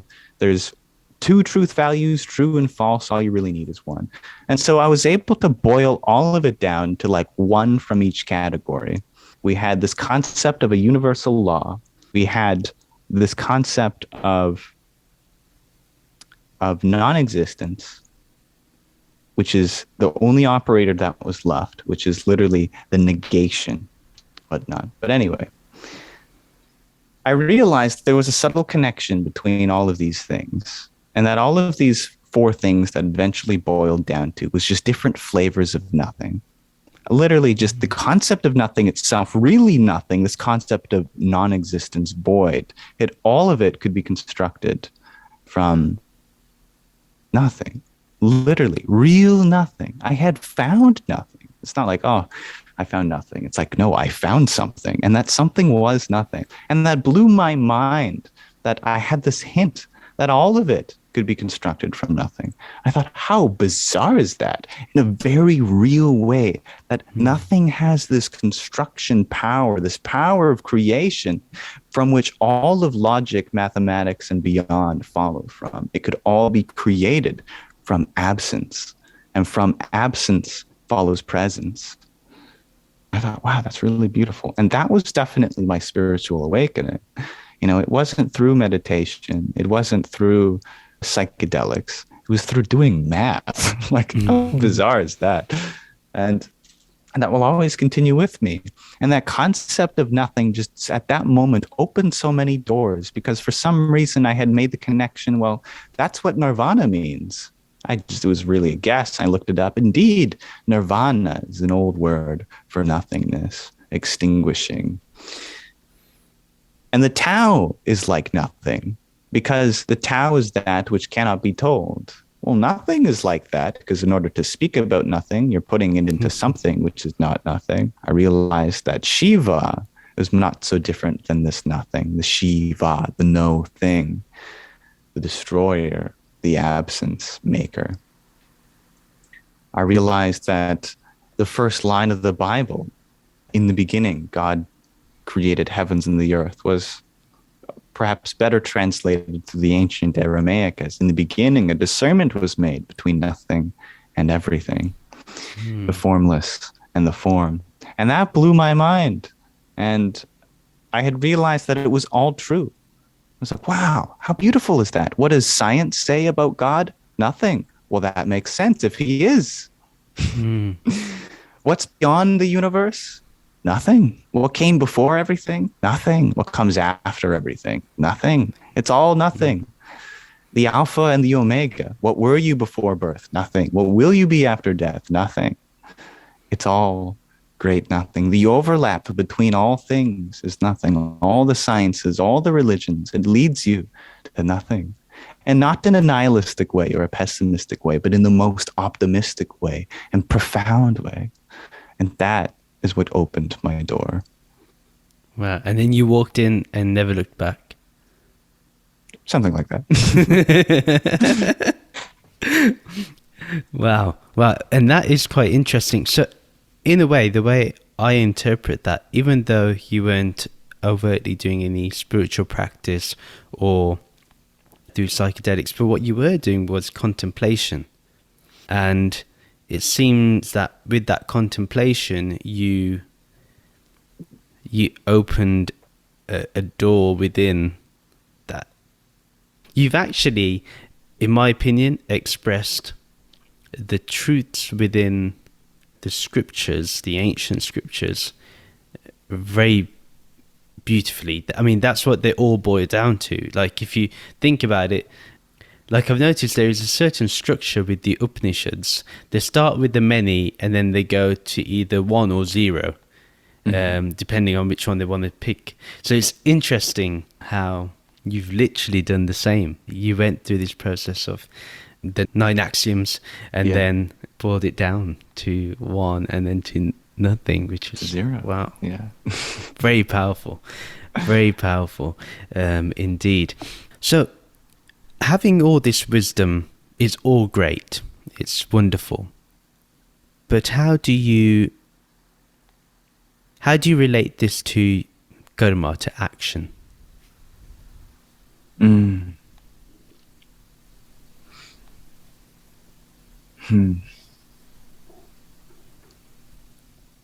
some sense, of course, it is the first step to action. Maybe it works in both ways. Maybe you can first have action and then see the wisdom in it. But if you perform action without wisdom, then it is a bit void. There isn't much. You're just, going through the motions, so to speak. So having that beforehand is certainly beneficial. When we open the door for someone, not because it's standard for society, but because you know that it's yourself walking through those doors. And it becomes so much more fulfilling in a strange way. And some might say that, well, that's self-centered, that you'd only want to open the door for yourself. But in a world where there is nothing but self, the concept of selfishness is also void. Because selfishness as a concept and self-centered egotism only exists with the context of other to be directing your attention towards instead. He's like, oh, you're just spending all your energy on yourself. It's like, damn straight. That's the only thing to spend energy on. Yes. You and I, all a part of the self, the universal self. And so that makes all actions so fulfilling. You cannot be alone when there's nothing to be separate from. You cannot be selfish when there is no non-self to act onto. And I think that is the ultimate motivator of all actions. All actions become so beautiful. Every single one, from the darkest to the brightest. Acts of war, well, it's just an inner turmoil, a fight between the self and the self, opposing contacts from within the universe to eventually reach resolution. All suffering, great play, a great poem about self-realization. And that, to me, is what paints action, is that seeing, that vision of yourself within all beings. Nice. So when you're interacting with life, you do perceive yourself in everyone. Of course. Wow. That's amazing. I mean, I'm not completely there yet, although I know it to be true and the most truest thing for sure. But that's amazing. The easiest way to see it in some sense now is, you're the universe, I'm the universe. Thus, we can agree that at the very least, this is the universe talking to itself to some extent, for the sake of self-love and self-creation. Wow. If people saw it this way, I think the room for conflict would be a lot less if we saw each other as our own self or as the universe. Like, why would I want to occupy your land when it is already my land? Right. My land is already your land. So it's, very interesting. And unless we go through it for fun. Yeah. Like, you know what, let's pretend that this is your land, my land. And then we get lost in that. And then eventually we come and there's a great realization and the world enters a cycle of peace. Yes. But in that peace, we then know that all conflict was for nothing. Yes. But by mere fact of that nothingness being formless and that formlessness being Brahman, nothing can be destroyed ultimately. Or nothing can't be destroyed. Or destruction itself is an illusion, perhaps I should say. And so there is no true suffering in the sense that we have always been one. There is nothing you were ever separated by. Thus, any turmoil has been simply for the sake of art and revelation. And so why don't we start wars again after that point of peace, just for the sake of art? And that's a very tough point to get to realize that even war is simply for art, because we do not understand that there is no true destruction within it. There is only creation. Yeah. Interesting. So if I take this analogy to define a bit more, just so nobody gets confused, it is also within the play to resist and to perform our actions against a dictator or any corrupt forces, so to speak. That is part of the whole notion of the war. Yeah, I just want to make sure. Yeah, so people don't get confused. I mean, no, warmonger. But This mathematician here, this TikToker, he's after the whole world now. No, I'm glad you can clarify that. Anything that arises in this universe is clearly allowed to arise. Yes. By the natural laws. If a tree falls over, it was allowed to fall over, right? Yes. If someone revolts against a certain ideology, there's two things that happened. Well, that ideology was allowed to happen, and there was allowed to be a revolt against it. So all things that are allowed to happen are allowed to happen. Any possibility for something is allowed. And so we can get quite extreme with this. And not all of us are ready for this, but it is important to keep in the back of the mind, because if it's motivated by fear, then it comes from a lower power. And if it's motivated by compassion, then it comes from a higher power. And the point of this is there is nothing to fear about doing acts that you could conceivably be punished for, because if you could perform them, then clearly you were allowed to do so.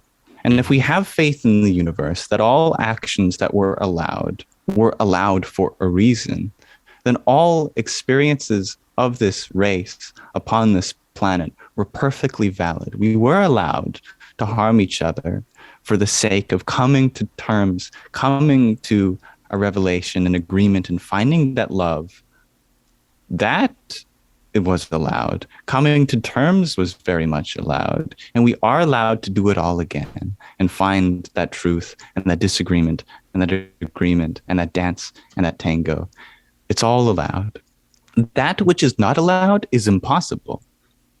Mm-hmm. So what I like about seeing that which is allowed as allowed and that which is not allowed as impossible is that it makes these sort of rules that we impose on ourselves in this reality a lot simpler, because that means you can do anything you want. And you cannot be doing what is not good to do, because that which is not good to do is impossible. And it's like the 10 Commandments. They're not rules for which you're not supposed to do. They are already impossibilities. It's like, thou shalt not see a God before me. It's not a rule. It's like, it's an impossibility. You cannot. It's impossible. Good luck trying. You cannot. So it's not a sin if you break it, because you cannot break it. It's impossible to break. And if you are breaking it according to your own mind, then you're not actually breaking what you thought you were breaking. It's not actually how it is. That's a bit of a tangent, but I think you see that whatever arises naturally in this universe is natural. And so there's no reason to fear doing something that you might regret, because it's all allowed. I really love that. And the tangent, I think, that you did was necessary. It was necessary because you're right, using that one commandment, that thou shalt not pray to any God apart from me, on a non-dual level, that is so true. Because there is only me if there is going to be anything. So beautiful. So the non-dualists are going to love this one segment for sure. They will definitely enjoy that. And coming back to Karma a little bit, do you feel a lot of people like to see things as good and bad? How do you perceive things? Do you think there is anything such as, I know you've kind of answered this previously, I want you to expand more upon the notion of karma, that is there good karma and is there bad karma? And maybe you can link it to any part of the knowledge or expertise that you have as well. So that's great. Sure. One of my favorite stories is the story of Adam and Eve, which is funny in a fourth wall breaking way that I do like that, because I was never brought into that. But it is, I think, important to preface to show that I'm coming from an unbiased perspective when it comes to the Bible, because it's very contentious. But coming back on it from a life that I did not grow up in, I was able to see some beauty in it. And here's the beauty that I found in the story of Adam and Eve. So I'm going to simplify it down to its essence. Keep the parts that I think are important. There's a perfect place. It's a really nice place. It's beautiful. everything's one with everything. Man and God, what's the difference? They're just so in love, so in harmony with each other. It's beautiful. And it's probably a metaphor. It's probably not a real place because there's just so many symbolic things that happen that just has to be a metaphor. Like this tree of life and the tree of knowledge of good and evil, like so symbolic. And one tree, God said, you can eat from. The other tree, God said, he suggested not to, because if you do eat from it, then you will be separated from this perfect place. And that was the tree of knowledge of good and evil. And they did end up eating from the tree of knowledge of good and evil. And historically, this is really important. The saying good and evil, when you had those three words together in Hebrew, it no longer means good and evil. It means, it's kind of like saying yin and yang.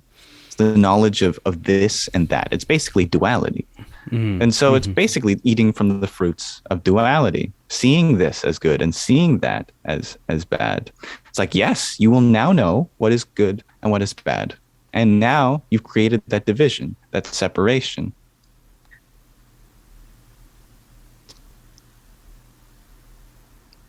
The first thing that happened when they ate from that tree is that, well, there's a couple things in no particular order, but they all show you that this sin was not what caused separation from God, but is separation from God. They heard God's footsteps and they were scared. They can only fear something if it's separate. If they were one with God, why would they'd be fearing their own footsteps, basically. So it doesn't make sense. It only makes sense to consider fearing God if you're separate. So somehow this knowingness of what is good and what is bad creates the division, creates the separation. The other thing that happened is, well, you're naked, says the serpent. It's like, you realize that you're naked, or whatever the serpent says. And they're like, oh my God, I had no idea. And it's like, of course, to you and I, that's kind of silly, because it's like, well, back in those days or in that context, it doesn't matter if you're showing your genitals or not, because you're one with everything. But that's just it, is that this concept of nakedness only exists if you perceive yourself to be separate from something.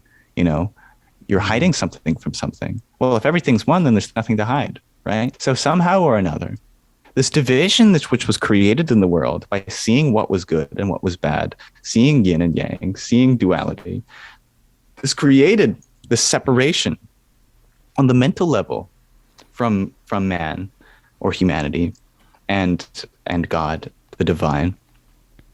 So it's not that God saw, you did what I told you not to do, and picked them up and put them under the garden. It's they were the ones to separate themselves on a mental level. They suddenly saw God as separate from themselves. And that is the original sin, to see oneself as separate. And that separation is occurred by any separation, because the saying good and bad can mean anything you want, any duality at all, any notion of separation between this and that, tit for tat, quid pro quo. All of that sparks that division, that separation, any division whatsoever. So to answer your question about, do I see something as good or bad? Maybe, maybe not. If I said I did not, then I'd be identifying with the fact that I do not, and I'd further be creating a division. So it's unavoidable. So I cannot say for certain whether I do or do not. And that uncertainty gives me certainty. I have actually really enjoyed your take on the Adam and Eve story. I think that was a very unique take. I've not heard that before. And I've heard many different takes on it, but that was, before you even mentioned duality, that's what came into my mind, like the aha moment happened. And then when you said it, it was like, oh yeah, this is exactly what it's pointed to. And yeah, so karma basically when we think about it, it's when we're functioning in duality, realistically, is when we accumulate karma. And that's true according to the scriptures as well, because if you are one and you are free, then what karma are you really accumulating? There is nothing for you to accumulate, because you're free. So it completely makes sense. A wonderful way of expressing that. What school of thought has really spoken to you recently in the current stage of your life? What school of thought has really invoked your spirit, so to speak? I definitely have this deep longing for Eastern schools of thought, certainly. But anyone in particular doesn't speak to me so much, as it is. There's one concept that has been with me always, and that has always inspired me and motivated me. And it can be said in one word, and that's metta. And I know there's a Buddhist word that means metta, but I mean it in the more recent usage, such as like a fourth wall break is metta. It's this escaping of confines. Because I have noticed that whenever faced with a difficult choice, I always try to find the secret choice, the one that goes beyond the box. For example, one of my favorite moments was when a scientist came to my school in grade 1. I don't know what scientist. It's weird to say now that a scientist came. I'm like, now I'm wondering, what does that even mean? But she was asking all sorts of questions to us about what we thought science was. And one of the questions she asked us was, she got us to name anything, and she would tell us whether there was a science about that thing or not. Kid raised their hand and said, cookies. And she was like, yes, there's a lot of science in cookies. There's science in food theory, and there's a science in the chemistry, which goes on when you bake that. And there's a science in the culture that goes on between cookies and whatnot. And I was trying to think of what's the most interesting thing to ask if there was a science about. And I really wanted to find the most meta question to ask in that scenario. And so I raised my hand and I looked her in the eyes and I said, what about a science of nothing? And she didn't understand. And that frustrated me because it's very hard to say that sentence when we don't consider nothing as an object. I'm like, no, I mean like literally nothing. Is there a science of nothing? And I don't think I got an answer. And I was upset that I didn't get an answer, but I was happy that I found that question to begin with, because that was so novel to me. I never stopped thinking about that. Was there a science of nothing? Because science concerns itself with things, right? So this somehow or another throughout my life, I have always been pushed to find the most meta answer to things, the most meta question to ask. You know, it's like, what's the craziest thing to write a story about? Well, the meta answer would be, why don't we write a story about the craziest thing to write a story about? You know, writing a story about writing a story. Well, that's pretty meta. That's pretty beyond. And I think that aspect of meta is the upward arrow which shoots us onto the higher perspectives, because it breaks the fourth wall. It allows us to shatter our box and transcend it into a plane that we didn't even realize was a plane. You know, I'd write in my French class the notes that I heard from my teacher on a paper towel, and she said, "Why'd you do that?" And you said you wanted us to write our notes on paper. Is this paper, right? And she'd be like, "Well, you know what I mean. I mean one of these pieces of paper." So I took the paper, I got a staple, and I stapled my paper towel to the piece of paper. And I'm like, here, this is on paper, right? And she's like, okay, well, now you really know what I mean. I'm like, I do know what you mean, but I like breaking the fourth wall. I like getting meta with it because it creates such an interesting perspective of life. And that has shaped my thoughts always. Yeah, there is a lot of discussion about metta and all this. So yeah, it's very unique that you've been practicing that since grade 1. So possibly even before that, for we know. Right. Which is really good. So we're going to wrap things up. I'm conscious of time, but there were some final questions I was going to ask. There's 2. Maybe more will come out of the answers that you give. But what's one piece of advice you can share with my listeners? Ooh. There's 2 objects of meditation that I think are important to keep in mind within most decisions. I want you to imagine how your childhood self would appreciate this decision, as if they were looking through a window watching you. But I'd also like you to imagine your older and wiser self seeing this. Because we have the ability to do that as a concept. We can pretend like our younger self or our older self is watching this decision. And in some sense, that kind of breaks time. And you do seem to get this sense of your childhood self and a future self. And you kind of act upon things not as an individual self anymore, but a universal self through time. And that is so profound that we have the ability to do that. Just imagine your childhood self watching you, judging you, in a loving way, of course. They're not going to jump out and beat the crap out of you. And similarly, imagine your older self, what they would feel about this decision. And I think that always makes you pick the right one. Wow. That's very, very interesting. Yeah, and you're right. We can conceptualize that. And I see it so much in terms of I'm in my 30s, so sometimes I can forget what my younger self would have thought. Constantly thinking about what my older self would be thinking. So, yeah, I can see that if I brought the 2 together, I probably would have a more balanced approach to things. So I'm definitely going to take that advice. Right, it's fun. Yeah, that's really cool.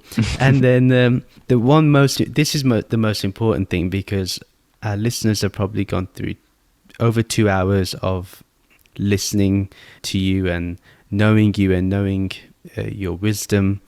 How can they learn more about you? Where can they find more about you? A meditation would be great. But a more practical answer to that would be on my website, yamsox.ca, YAMSOX.ca, and my TikTok, which is at Yamsox. I'm at Yamsox on most platforms. And I post most of my content on TikTok. But you need not go to me to find things that I speak about. I am so confident in the things that I speak about that it does not need to come from me. It comes from all things. That if there is an ultimate truth, then surely all paths lead there. You can pick up a children's book and find truth in that. You can pick up the Bible, the Quran, the Torah, the Bhagavad Gita. You name it, it's there. If there is a universal truth, then it's innately baked into your very being. Not only all things, but your very being. Thus, you need not search externally. You need not go find me and search for my videos. You must search within what you are, because what you are is true. And what is true is innately baked into your being, certainly, and no other way. That's where you can find me. Which is basically everywhere. Or nowhere. Or nowhere. Or now here. So what we will do, we will put the details to your TikTok and your website in the show notes and the video description. So take a look. But I would say, definitely, I want my listeners to take what you said about how to find you. I think that answer in itself is so important in today's day and age. It's very easy for us to accumulate or distract ourselves with more and more without looking within. And I think your answer has invoked that, yeah, okay, look within and then search up Yamsox. so, which is really important, though. What you said is really important, I feel. I find we do less of that. Even though there's lots of talk about it, but practically it's not done as much, you know. I am definitely going to have to do another one with you. There is so much more I want to cover and discuss. Of course. So definitely going to have you on again. It's just been an absolute pleasure just listening to you, taking in your wisdom. I have felt I've become a better person, or have now the potential to become a better person by listening to you. So I really want to thank you. Appreciate that. And thank you, my friend. Thank you. Thank you very much for listening to this episode of Conversations with the Bearded Mystic. Please do share this podcast with your friends and family that may be interested in listening to these type of conversations. And you can follow me on social media to keep getting updates. Do subscribe to the Bearded Mystic newsletter, and you can join the Bearded Mystic Discord server to continue on this conversation. The details are in the show notes and video description below.